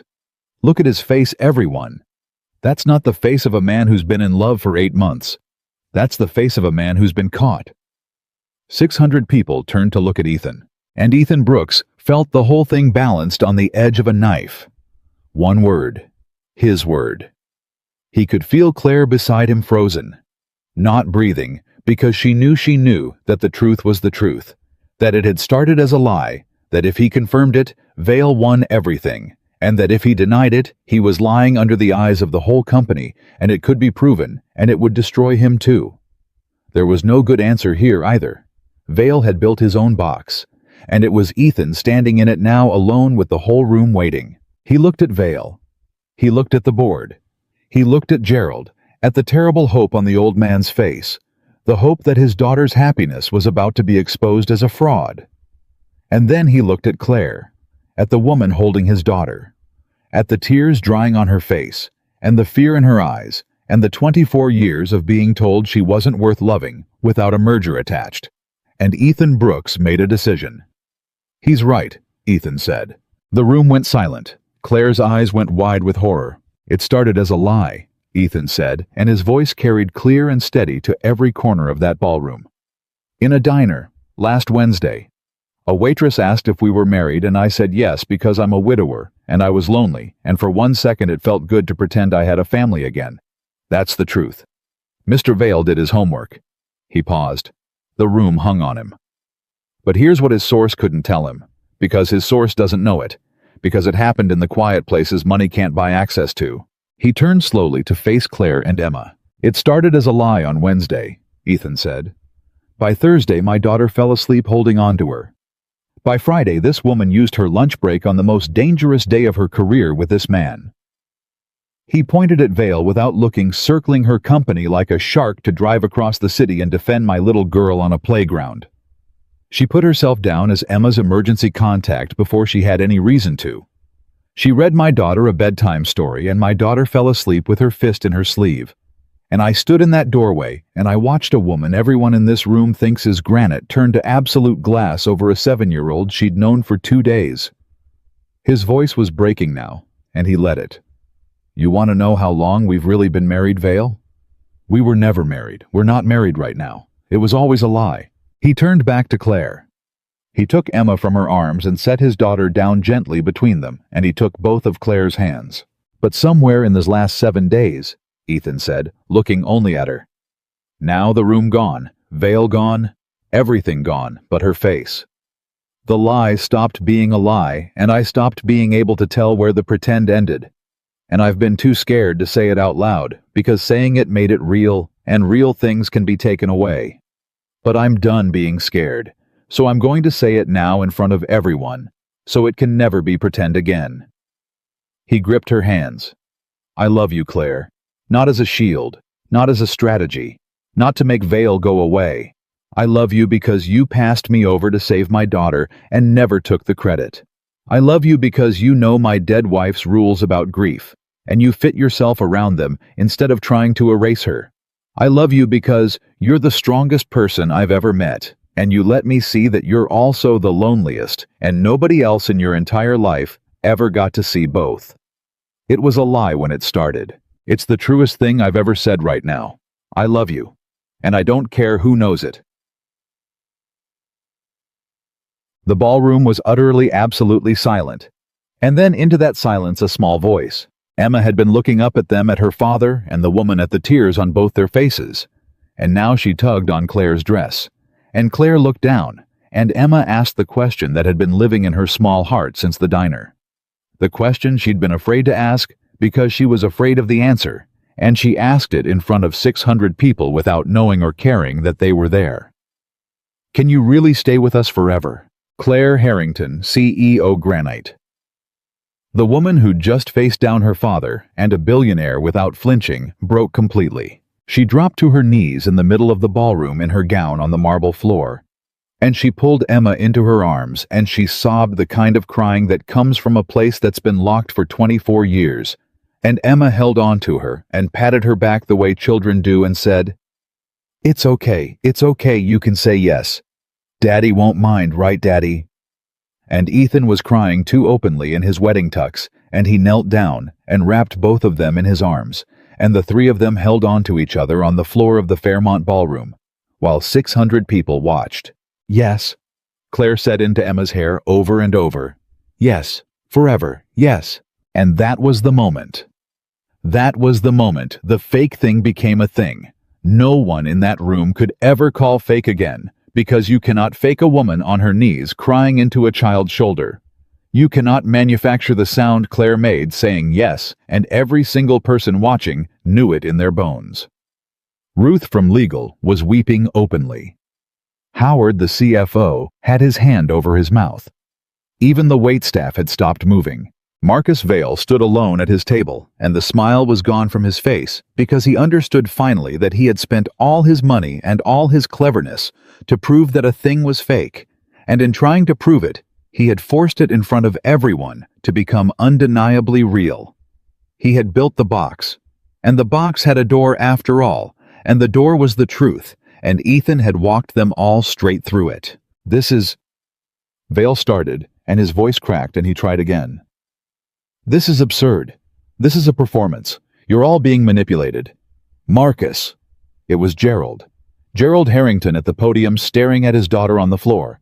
And something had happened to the old man's face. The triumph was gone. What was left was something Ethan couldn't read at first, and then understood with a jolt was grief. Old grief. Buried grief. Marcus, stop. Gerald, we had a deal. I said stop. Gerald's voice cracked like his daughter's had. He was looking at Claire on the floor, at Claire crying into a child's shoulder, and his hand had come up to his own chest, like something hurt there. She's, he said and stopped. She looks like, and stopped again. And Ethan watched Gerald Harrington look at his daughter weeping on the floor and see for the first time in 24 years, not an asset, not a liability, not a bad decision, but a woman who looked exactly like the wife he'd buried and refused to grieve. Eleanor, Gerald whispered so quietly only the podium mic caught it a ghost of a word. Oh God, she looks just like Eleanor. The old man's face crumpled, and Gerald Harrington stepped back from the podium and put his hand over his mouth, and for the first time that anyone in that room had ever seen, the ice cracked all the way through. But Vale wasn't finished. Vale had one card left, and cornered men play their last card no matter the cost. And he turned from Gerald with fury in his face and pointed at Ethan and said the thing designed to end everything. Fine. Beautiful. A lovely little family. His voice had gone vicious now, stripped of its smoothness. But it started as a lie, and he admitted it in front of all of you. A woman who fabricates a marriage to manipulate a business negotiation is a woman who commits fraud. And a CEO who commits fraud. He turned to the board members clustered near the front, his voice rising, can be removed. For cause. Tonight. That's the actual law, gentlemen, whatever your feelings. She admitted the marriage was fake. That's grounds. I'll have my lawyers. They weren't married. A new voice. Clear, dry, cutting through the room. Ethan turned. Ruth. Ruth from Legal Claire's own counsel, the woman who'd gripped Ethan's arm and told him to take care of her. She'd stepped forward, and she was wiping her eyes even as her voice came out sharp as a blade. Marcus, you enormous fool, Ruth said. There's no fraud. Do you know why? Because they never told a single lie to the company. They never filed a marriage certificate. They never claimed spousal benefits. They never signed a legal document. A man said, "She's my wife," to a waitress in a diner. That's not fraud. That's not even a lie. Legally, it's a private remark between two consenting adults that a gossip decided to spread. You want to remove a CEO for what she said at a dinner, to a stranger. Ruth laughed incredulous. You've got nothing. Marcus, you never had anything. You built your whole attack on the idea that a fake marriage was legally binding, and it turns out the only thing that was ever real. She looked at the three of them still tangled together on the floor, is the only thing that ever mattered. There's no case. There's no grounds. There's just a man who was so determined to own a woman he never once bothered to see her, and I hope the board remembers that the next time you come around waving your checkbook. A sound moved through the room. It started small, and then Howard the CFO started clapping, and then Ruth, and then the whole table of Claire's real people, the ones who'd loved her all along. And then it spread, the way fire spreads, the way truth spreads, once someone finally says it out loud, until 600 people were on their feet applauding, and Marcus Vale stood alone in the middle of it, with his last card burning in his hand, and nothing left to play. He looked around the room. He looked at the applause. He looked at Gerald with his hand over his mouth, and his eyes wet at the board on their feet, at the family on the floor. And Marcus Vale did the only thing left to a man who has lost everything he came to take. He straightened his jacket, and he walked out. And Claire Harrington, on her knees on the marble floor with a child in her arms, and a man's hand on her shoulder, and 600 people applauding a truth she'd spent her whole life believing she didn't deserve, lifted her head and found her father's face across the room, and saw the tears on it. And something 24 years old and frozen solid began very slowly to thaw. Mom would be proud of you, Emma said suddenly to Claire, apropos of nothing, in the way children say the truest things. My mom, in heaven. She'd be proud you said yes. And Claire Harrington pressed her face into the little girl's shoulder and cried like the world was ending, and beginning at once, and Ethan wrapped them both up and held on and did not let go. They didn't talk in the car home. Emma had fallen asleep before they'd cleared the parking garage, still in her green dress, one shoe already lost somewhere in the back seat. And Claire sat beside her with the child's head in her lap and her hand moving slow through Emma's hair, like she couldn't quite believe she was allowed to do it. Ethan watched her in the rear view at every stoplight. Neither of them said a word about the ballroom. Neither of them knew how to start. It was Claire who finally broke it at a red light on Rainier, her voice barely above the hum of the engine. You told them the truth. Yeah. You stood up in front of my entire company, and my father and Marcus Vale, and you told them it started as a lie.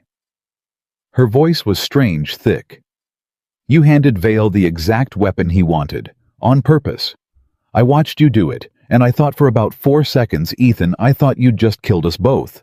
I thought that was the end. I know. Why? She lifted her head and looked at the back of his in the dark. Why would you do that? You could have denied it. We could have brazened it out. Why hand him the truth? The light turned green. Ethan didn't move for a second. Then he pulled through the intersection and said quietly, because I was so tired of it being a lie. Claire, I have been lying since Wednesday. To Ray, who cried he was so happy for me. To Dot, who protected us. To Emma's school. To the whole company. And every single lie was in service of protecting you, and I'd have told 1,000 more. But somewhere in that ballroom, I realized the lie was the only thing Vale could actually use. The truth was the one thing he couldn't touch. Because the truth wasn't we faked a marriage. The truth was a broken man and a lonely woman found each other by accident, and it turned real when nobody was looking. You can't attack that. It's too... His voice caught. It's too human. So I gave him the fake part because I knew the second I did, everyone would see the real part underneath it. It was the only way to win. Tell the truth so hard he chokes on it. Claire was quiet for a long moment. You gambled our whole lives on the idea that people would recognize something real when they saw it, she said. Yeah. That's insane, Ethan. That's the most reckless thing I've ever... Her voice broke off.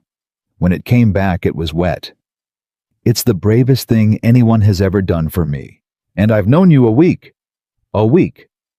How did you already know me well enough to bet everything on that? Ethan met her eyes in the mirror. Same way you knew to put yourself down as Emma's emergency contact before you had a reason to, he said. Some things you just know. She didn't answer. But when they got to the apartment, and he carried Emma up and laid her in her bed still in the green dress, because neither of them had the heart to wake her, and they stood in the little hallway afterward, not quite touching. Claire reached out and put her hand flat on his chest over his heart and left it there. I have to tell you something, she said. And I need you to let me get all the way through it before you say anything, because if you interrupt me, I'll lose my nerve. Ethan went still.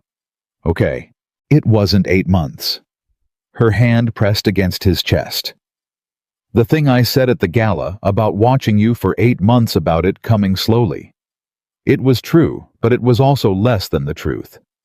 I've been aware of you for longer than that, Ethan. 2 years. Her voice dropped.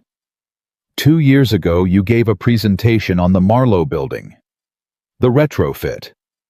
And there was a section about the daycare on the ground floor. And you'd redesigned the whole egress plan, added 20% to your own workload, because the original code-compliant plan meant that in a fire, the kids would have had to go past the mechanical room. And you said, I've never forgotten it. You said, it meets code, but I wouldn't put my own daughter in it, so I won't put anyone's. And you didn't know I was in the back of that room. And I sat there, and I watched a man do harder work than he had to for children he'd never meet, because he couldn't stand the thought of it any other way. And I thought, her voice cracked, I thought there's a man who's still good. In this building full of people who optimize and acquire and calculate, there's one man who's still just good. And I never forgot you. For 2 years I knew exactly who you were, and I told myself it was professional respect, and it wasn't. And I passed you over for Kensington, partly to protect Emma, and partly, God help me, partly because I couldn't stand the thought of you 6 months away in Dubai. 2 years, Ethan. It was never a week. I've been quietly, hopelessly, uselessly gone for you for 2 years, and I was too much of a coward to ever say a single word. And then you called me your wife in a diner, and I grabbed your hand, because it was the closest I'd ever let myself get to the thing I'd wanted for 2 years, and I could not make myself let go. The hallway was silent. Ethan couldn't speak. "So that's the truth," Claire whispered. "The whole truth. The one I couldn't say at the gala because it makes me sound insane. I didn't fall for you this week. I fell for you 2 years ago from the back of a conference room watching you protect strangers' children. And I've spent 2 years telling myself I didn't deserve it, that a man that good would never want a woman who runs at her father's speed, who ruins the soft things, who—" Ethan kissed her. He hadn't planned it. His body did it before his brain could stop him. Both hands coming up to her face, and she made a small broken sound against his mouth and grabbed the front of his shirt and kissed him back like she'd been waiting 2 years to do it, which he understood now she had. And when they finally broke apart, they were both crying, and neither of them cared. "2 years," Ethan said against her forehead. "You watched me for 2 years, and I never even—" "You had Sarah," Claire whispered. "And then you had grief. And then you had a little girl to raise alone. You didn't have room to notice a woman in the back of a conference room. That was never a failing, Ethan. That was you being exactly who I fell for." "I have room now," he said. "God help me, Claire. I have so much room now, I didn't even know how empty it was until you—" He stopped. He pulled back and looked at her. "Sarah would be so mad at me." Claire went still. "What? Not mad like that." He laughed, wet and helpless. Mad like she used to say before when we'd see some guy being miserable and alone, she'd say, "If I ever go first, don't you dare do that. Don't you dare turn into a sad man in an empty house, I will haunt you." She made me promise. And I broke it. For 3 years I broke it. I turned into exactly the sad man in the empty house she told me not to be, and I told myself it was loyalty, but it wasn't loyalty, it was fear, and she'd have seen right through it, and she'd have been so mad. His voice shook. "And then you walked into my life sideways through a lie, and you dragged me out of that empty house whether I wanted it or not. And Sarah would love you for that. She'd love you for doing the thing she couldn't do from where she is. She'd love you for keeping her promise for her." Claire pressed her forehead to his. "I'm not trying to replace her. I know. That's exactly why you're the only one who could ever fit." He held her face. "You don't fill the space where Sarah was. You made a whole new space. That's different. That's the thing I couldn't figure out for 3 years, and you figured it out in a week without even trying. Emma got there before both of us. She said it in the car the first day your first mom being in heaven doesn't mean you don't have room. It means your heart got bigger." She was quoting you. "I was making it up as I went," Claire admitted. "I had no idea what I was doing. I still don't." "Neither do I," Ethan said. "Let's not know together." They almost had it. That was the thing about the days that followed. They almost finally had it, and the world did not intend to let it be easy.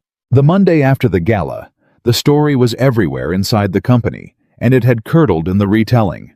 Because that was the thing Ethan hadn't accounted for standing brave in a ballroom. The 600 people who'd wept and applauded were not the whole company.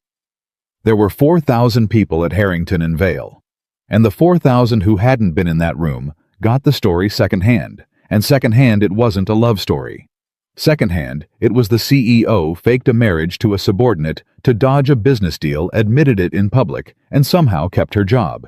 Ethan felt it the moment he walked onto 12. The looks were different now, not curious, cold. Ray met him at his desk with his jaw tight. "You need to hear it from me before you hear it worse," Ray said quietly. "There's a thing going around. A petition. Some of the senior engineers, Delgado's leading it. They're saying the whole floor's a joke now that you got fast-tracked, that anything you touch from here on is suspect, because everybody'll assume you got it through the boss's bed instead of your work." Ray's face was miserable. "It's ugly, man. And it's not just here. HR's getting calls.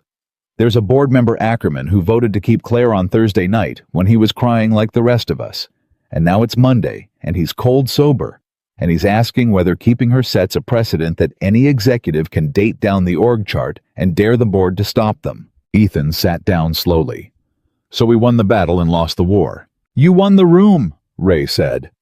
The room was 600 people caught up in a beautiful moment. But the company is 4,000 people who weren't there, and a moment doesn't survive contact with a Monday. He gripped Ethan's shoulder. I'm on your side, you know that. But you gotta understand what you're actually up against now.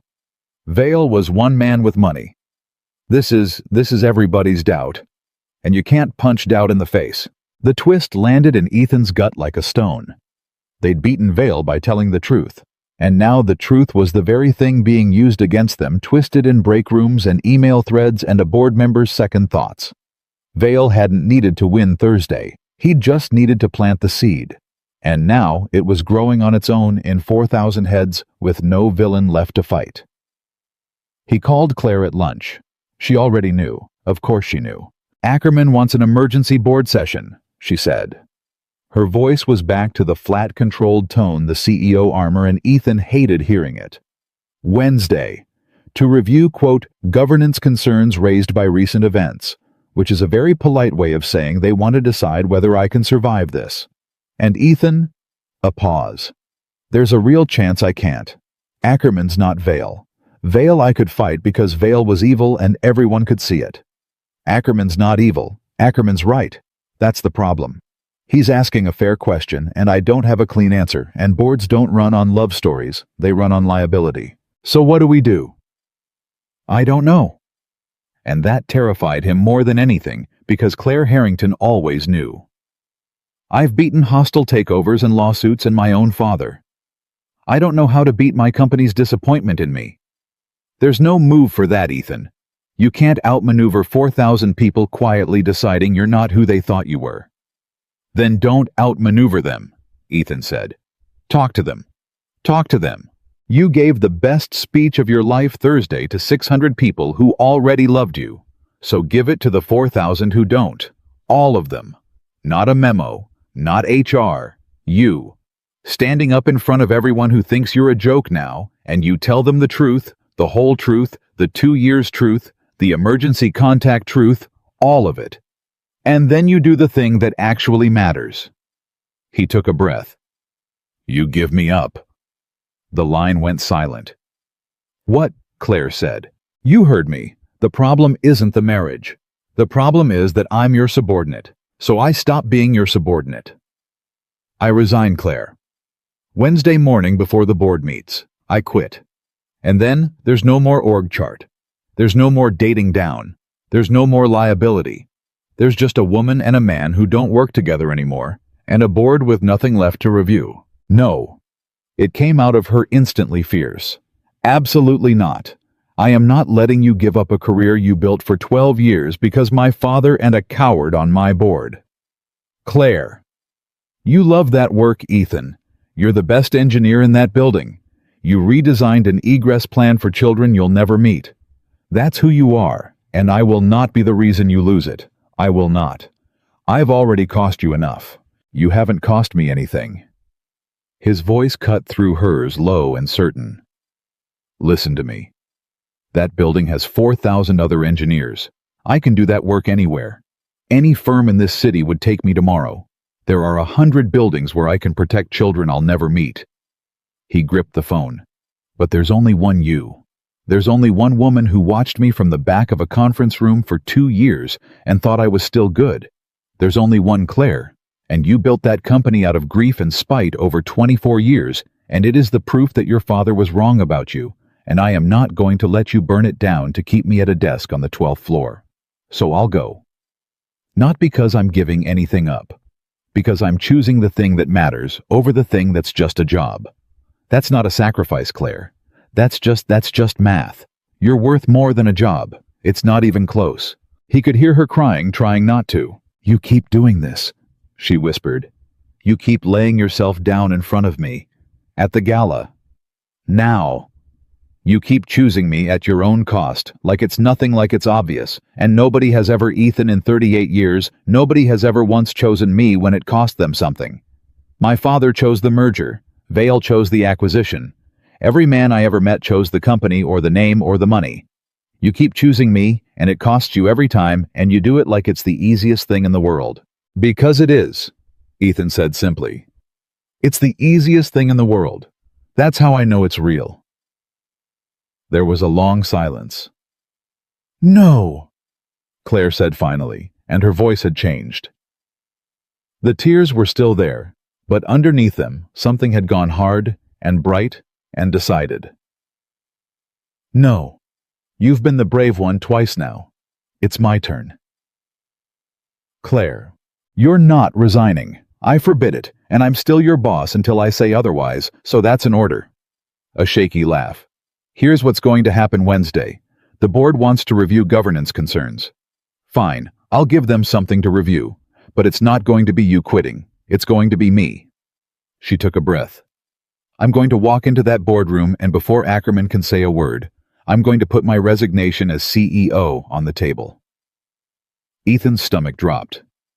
"Claire? No, let me finish. I'm going to resign as CEO, and in the same breath I'm going to invoke the Founder's Clause. Ethan, I built that company. When I took it over from my father, I restructured the whole thing, and I wrote in a provision. A stupid, vain provision I never thought I'd use that gives the founder, CEO, the right to convert to executive chair with a controlling equity position permanently unremovable, answerable to no board. I put it in because I was 29 and paranoid, and I never wanted my father to be able to take it back. I've never touched it. It's a nuclear option." Her voice steadied into something Ethan had never heard, something free. "So Wednesday I resign as CEO, the role the board can question, and I convert to executive chair, the role they can't. I hand the CEO title to Ruth, who's the best operator in that building, and who will run it beautifully. And then I'm no longer anyone's boss in the day-to-day. There's no org chart between us anymore, because I stepped out of the org chart entirely. You keep your job, your career, your egress plans, all of it. And the board has nothing to review because the CEO they were worried about resigned before they could open their mouths. Checkmate." Ethan sat very still. "You'd give up being CEO. The thing you built, the thing that proves your father wrong. I already proved him wrong," Claire said quietly. "I proved it Thursday on my knees on that floor, saying yes to a 7-year-old. That was the proof, Ethan, not the title. The title was always just the thing I hid behind, so I'd never have to find out if I was worth anything without it. And you know what I'm about to find out. And I'm not scared because for the first time in my life there's someone who already told me the answer." Her voice broke, but it broke like something opening, not something breaking. "You said it's easy to choose me because it's real. Well, it's easy to choose you over that title too. For exactly the same reason. It's not even close, Ethan. You were right, it's just math. You're worth more than a job. And so it turns out, are you worth more than a company? Who knew?" Wednesday morning came gray and cold. Ethan didn't go to work. He couldn't have concentrated. He took Emma to school, himself walked her all the way to the door, and when she looked up at him and asked, "Is Claire going to be okay today?" he crouched down and said, "Claire's going to do something really brave today. The bravest thing yet." And Emma nodded like she understood, which maybe she did, and said, "She's good at that now. You taught her." And Ethan had to stand up fast and blink at the sky. He waited by his phone all morning. The board session started at 10. At 10:04, Ackerman opened with his governance concerns exactly as predicted. At 10:06, before he'd finished his second sentence, Claire slid 2 documents across the table. Ethan heard about it later in pieces from Ruth, from Howard, from Claire herself, and every account agreed on the same thing: the room had never seen anything like it. She'd let Ackerman finish. She'd been perfectly calm. And then she'd said, "You're right, Bill. Every word. A CEO can't have a personal relationship with a subordinate. It's a genuine governance problem, and I respect you for raising it, and I'm not going to insult this board by pretending otherwise." And Ackerman had relaxed, thinking he'd won, thinking she was about to end things with the engineer to save her chair.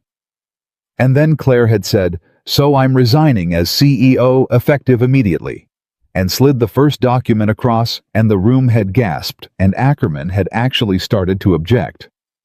Started to say, "Now, Claire, let's not be hasty," because he'd wanted her humbled, not gone. And a Claire who'd fought would have been easy, but a Claire who simply left broke his whole play. And then before anyone could recover, she'd slid the second document across and invoked the founder's clause and converted herself to executive chair with a controlling equity stake, permanent, unremovable, and nominated Ruth as CEO. And the whole board had sat there watching Claire Harrington solve in 90 seconds the problem they'd scheduled a whole session to hang her with. There was no subordinate anymore. There was no org chart.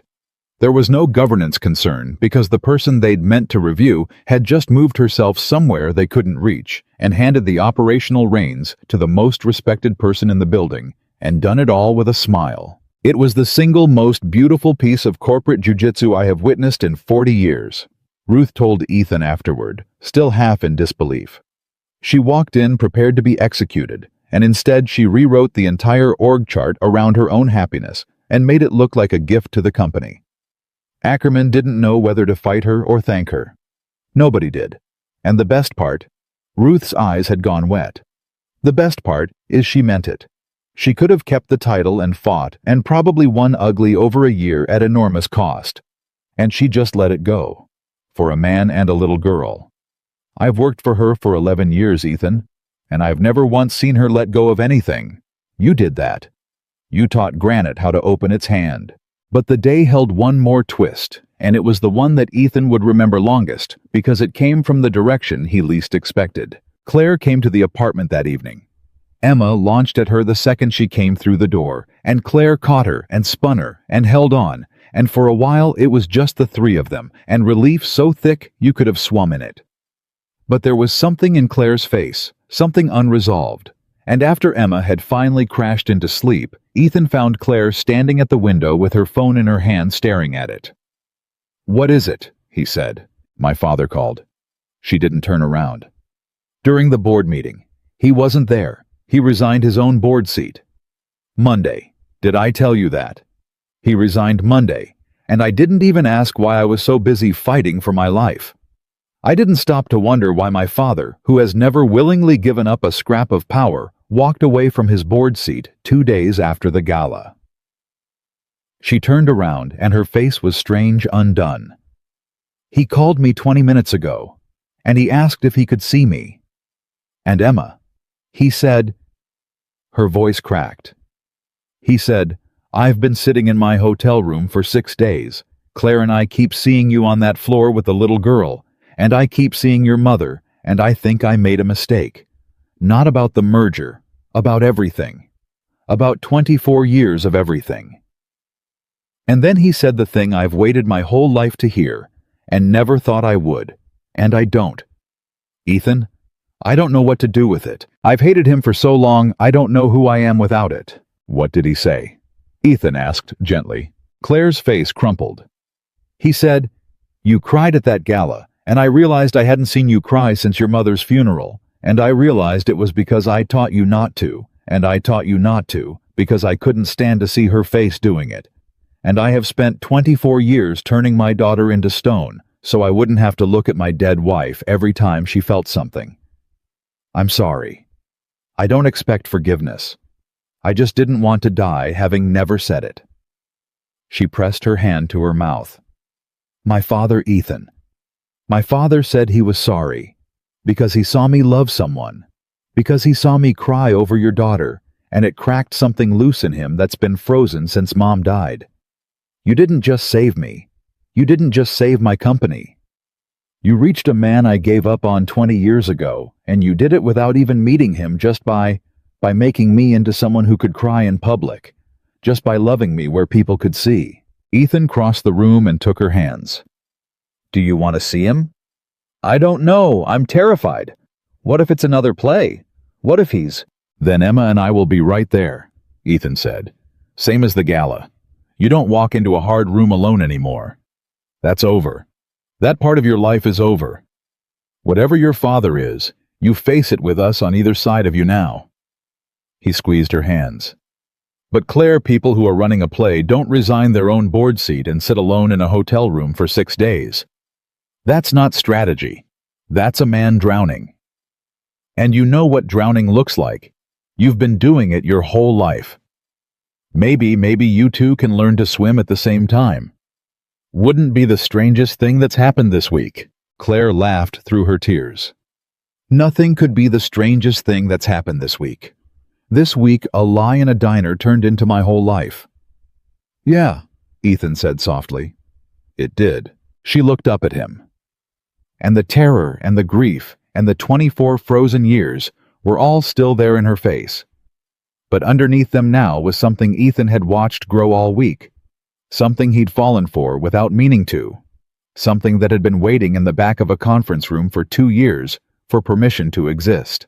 I gave up being CEO today, she said wonderingly, like she was only now catching up to it. I gave up the thing I built my whole identity on, and I keep waiting to feel like I've lost something, and I don't. I feel like I put down something heavy I've been carrying since I was 14. Is that insane? No, Ethan said. That's what it feels like when you finally choose the right thing. It doesn't feel like losing. It feels like setting it down. Claire leaned into him, and he wrapped his arms around her, and they stood there in the dark apartment with a sleeping child down the hall and a reconciliation waiting, and a whole unlikely future opening up in front of them, like a door neither of them had known was there. There's still so much, Claire murmured into his chest. My father. The company transition. Your career, whatever it looks like now. Us. We haven't even figured out what us looks like yet. We've been too busy surviving. We did all of this backwards, Ethan. We got married before we ever went on a date. We told the whole world we loved each other before we'd ever even... She laughed. We don't even know each other's coffee orders. Black 2 sugars, Ethan said. Yours is a flat white extra hot, and you're embarrassed about how specific it is. Claire pulled back and stared at him. How do you... I've watched you order it 4 times this week. He smiled. Some things you just know. I told you that. And Claire Harrington, former CEO, current executive chair. The woman who'd faced down a billionaire and her own father and 4,000 people's doubt all in 7 days, looked up at the widowed engineer she'd fallen for from the back of a conference room 2 years ago and understood finally all the way down that she had been chosen. Not for her company. Not for her name.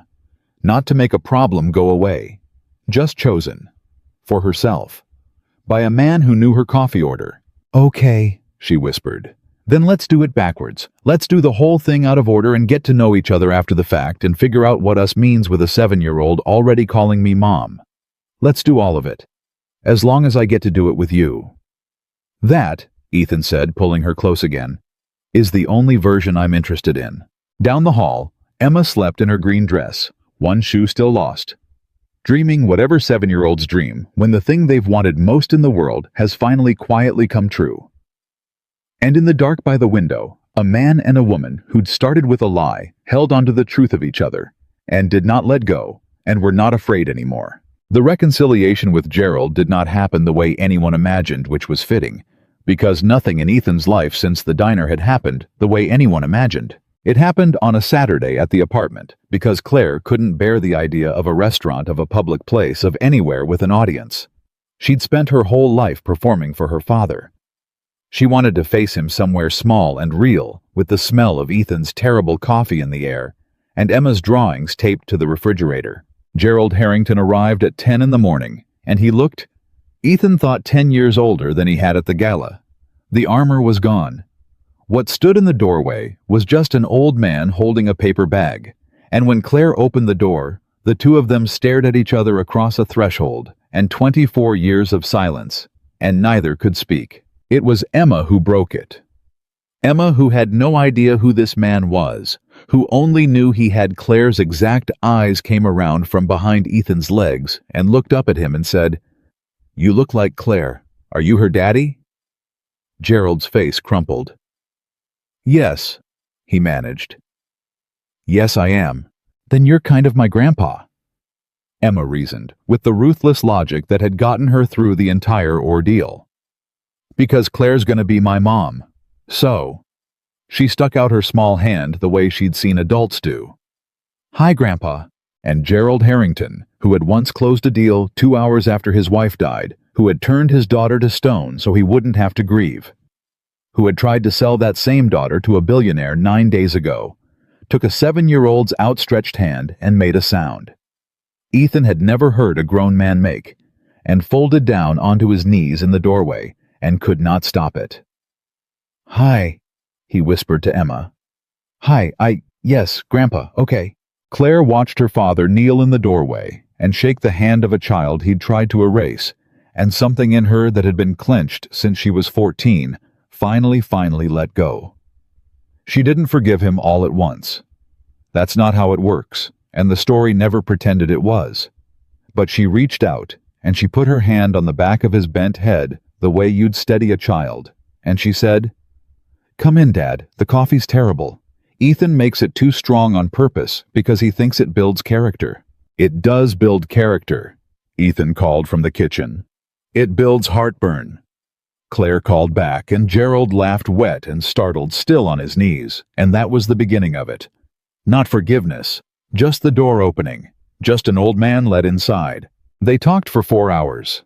Ethan took Emma to the park for 2 of them to give them space, and when he came back, Claire's eyes were red and Gerald's were too, and there was a photograph on the table that Ethan had never seen a woman with Claire's exact face laughing on a beach somewhere, and Gerald was saying, "She'd have hated what I did with the company. She never cared about any of it. She married me before I had a dime. Did you know that? Before any of it. And I spent 30 years building an empire to be worthy of her. And then she died, and I realized I'd built the wrong thing entirely. I should have built a life, and I couldn't stand it, Claire. I couldn't stand that you had her face and her heart, and I'd have to watch you feel things she never got to feel anymore. So I—" And Claire said, "I know, Dad. I know now. I didn't know for 24 years, but I know now." And Gerald put the photograph in her hands and said, "Keep it. I've kept it to myself long enough. Your mother should be on your refrigerator with the child's drawings. That's where Eleanor always wanted to be. Not in a boardroom. On a refrigerator." And Claire pressed the photograph to her chest and cried, and this time her father did not teach her to stop. This time he sat with her while she did it. And that in the end was the whole difference between the man he'd been and the man he was learning to become. The months that followed moved fast, the way good months do when you finally stop bracing for the next disaster. Ruth ran the company beautifully, exactly as Claire had known she would, and the doubt that had spread through 4,000 heads that terrible Monday burned itself out the way doubt does when the thing it's aimed at simply keeps being decent. Ethan went back to the 12th floor and did his work. And when Delgado and his petition tried one more time to make it a thing, Ruth CEO. Ruth, now with a spine of pure steel, stood up in a floor meeting and said, "Ethan Brooks is not married to anyone in this company. He reports to me. He got no promotion, no raise, no special treatment, and the only thing that's changed about his work is that he smiles now, which frankly improves the whole floor. The next person who suggests otherwise can bring their concerns to me directly, and I have an excellent memory." And that was the end of the petition. Some wars you win by being brave in a ballroom. Some you win by simply refusing to leave day after day until the doubt gets bored and goes home. Claire, as executive chair, discovered something that genuinely surprised her. She was happier. She'd braced for grief over the lost title for the phantom limb ache of the thing she'd built her whole identity on. It never came. What came instead was time. Time to pick Emma up from school. Time to sit in the terrible diner on Sundays and let Dot fuss over them. Time to be, for the first time in her adult life, a person and not a position. "I don't understand it," she told Ethan one evening, months in watching Emma do homework at the kitchen table under the photograph of Eleanor. "I gave up the biggest thing I ever built, and I feel lighter. I keep waiting to regret it." "You built the wrong thing," Ethan said gently, echoing her father without meaning to. "Not wrong. It was a magnificent thing, but it was the thing you built to prove you were worth loving.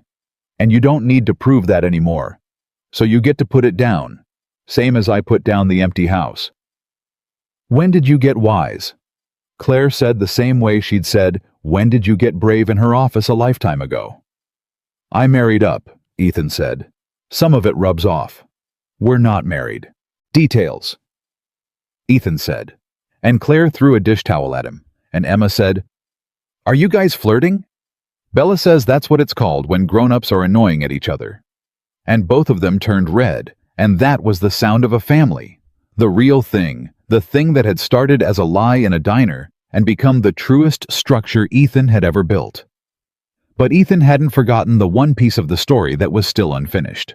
He'd called her his wife once by accident in a diner, and she'd said, "Don't take it back."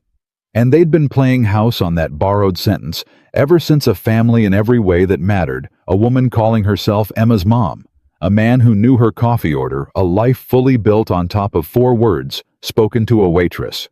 But he'd never asked her. Not really. Not for real. And a man who'd learned this year the difference between the truth you stumble into and the truth you choose out loud could not let the biggest truth of his life stay a thing he'd only ever backed into by accident. So on a Sunday in the spring, a full year after the diner, Ethan took his family to Dot's. He didn't tell Claire why.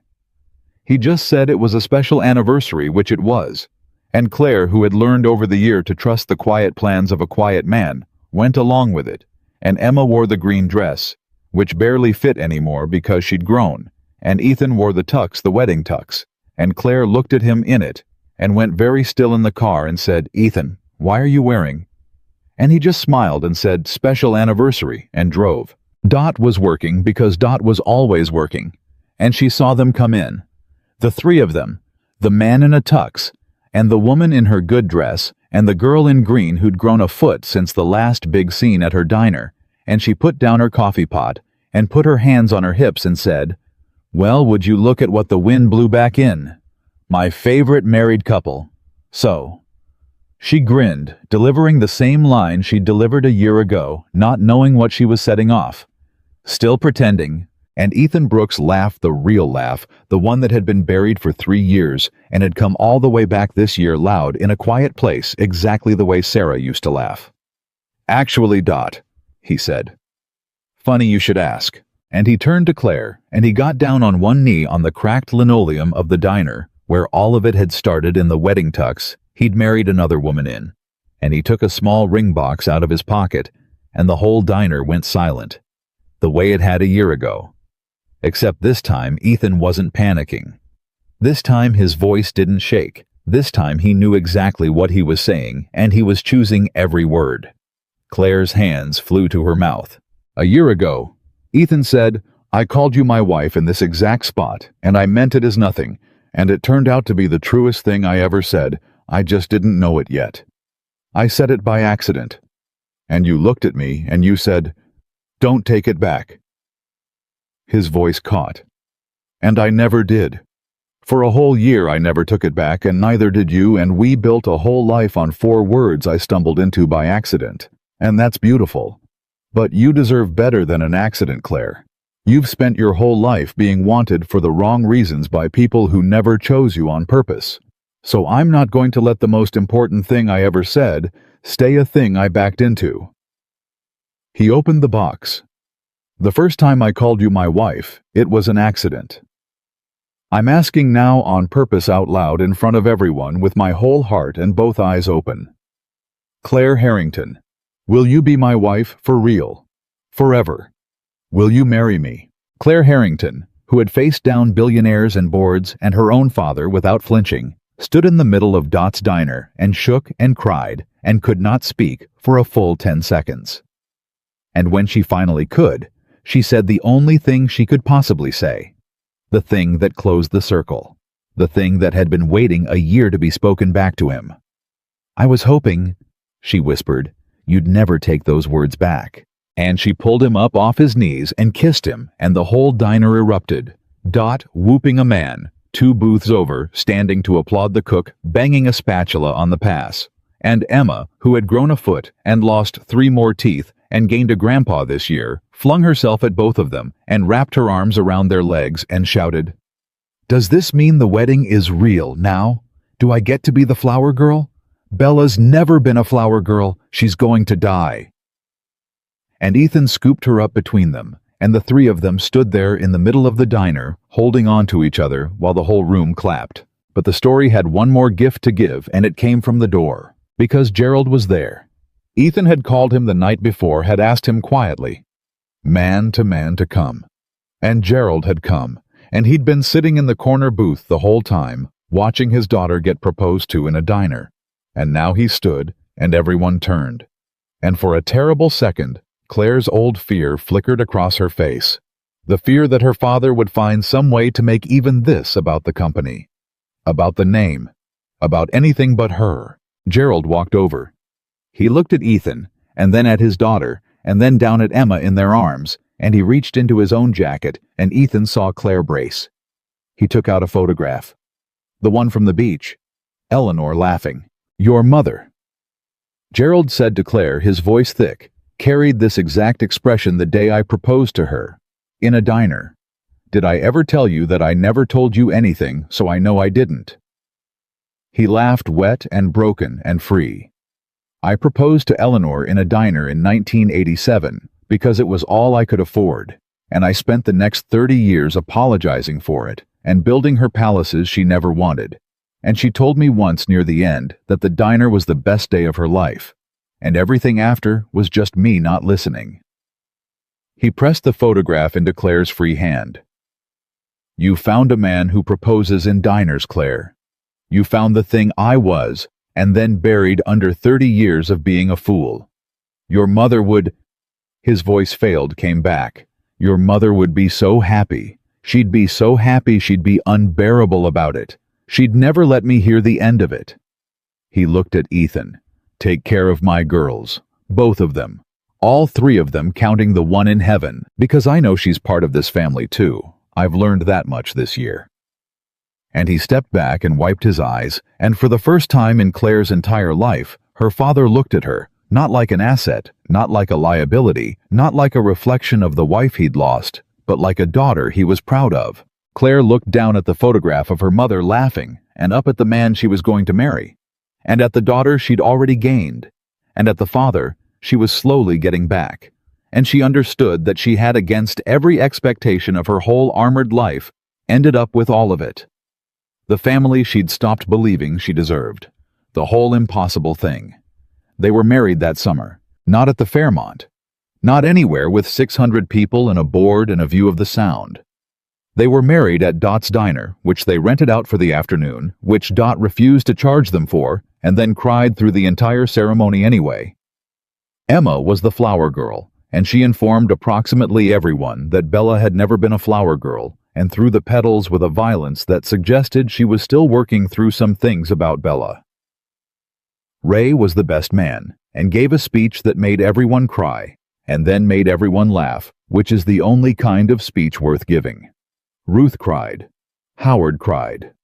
Gerald walked his daughter down a 3-foot aisle between 2 rows of cracked vinyl booths, and when the officiant asked who gave this woman to be married, Gerald said, "Her mother and I do." And Claire had to stop the whole ceremony for a minute to compose herself, because he'd said, her mother, he'd included Eleanor.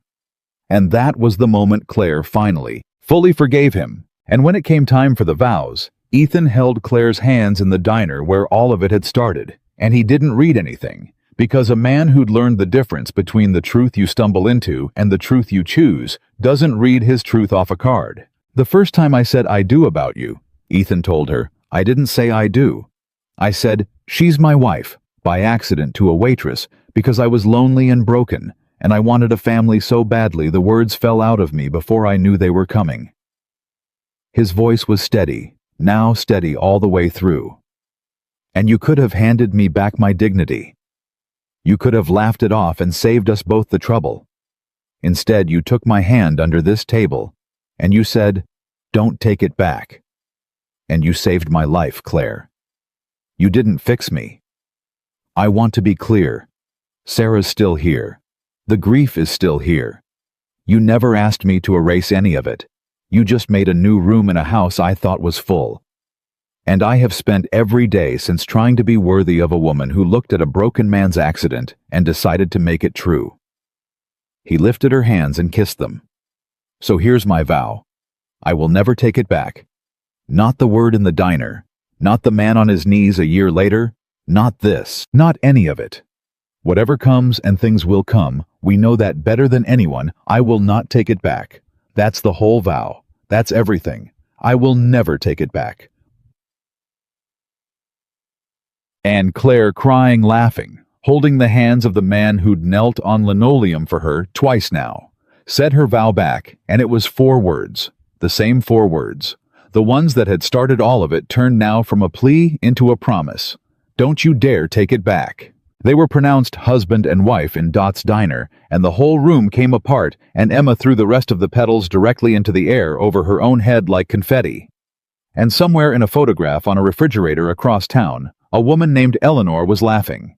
And somewhere else in whatever place holds the people we've loved and lost. A pediatric nurse named Sarah, who'd made her husband promise not to turn into a sad man in an empty house, looked down at a diner full of joy. And Ethan felt certain. Laughed too loud for the quiet place she was in exactly the way she always had. Here is what the story wants you to know. And it will say it plainly because it has earned the right to. Sometimes the whole rest of your life is hiding inside one sentence you didn't mean to say. Sometimes the family you'd given up on is sitting one booth over, waiting for you to be brave enough or broken enough or lonely enough to blurt out the truth before your fear can stop you. Ethan Brooks walked into a diner, a widower, who'd promised to be alone forever, and he walked out. Eventually, a husband and a father twice over, and the only thing he ever had to do was refuse to take back the truest words he ever accidentally said. They never did pretend again. They never had to. Because the thing about a lie told by 2 people who are secretly, desperately telling the truth is that it was never a lie at all. It was just the truth, arriving early, wearing a disguise, waiting for 2 people finally brave enough to call it by its name. And they did. And it was real. And it stayed real every single day for the rest of their lives. That is the end of the story. Thank you for staying all the way to the end of it. If it moved you, if you saw someone you love in it, or someone you lost, or someone you're still hoping to find, leave a comment and tell me because I read them, and because stories like this one only travel as far as you carry them. Take care of the people who choose you on purpose, and never ever take the words back.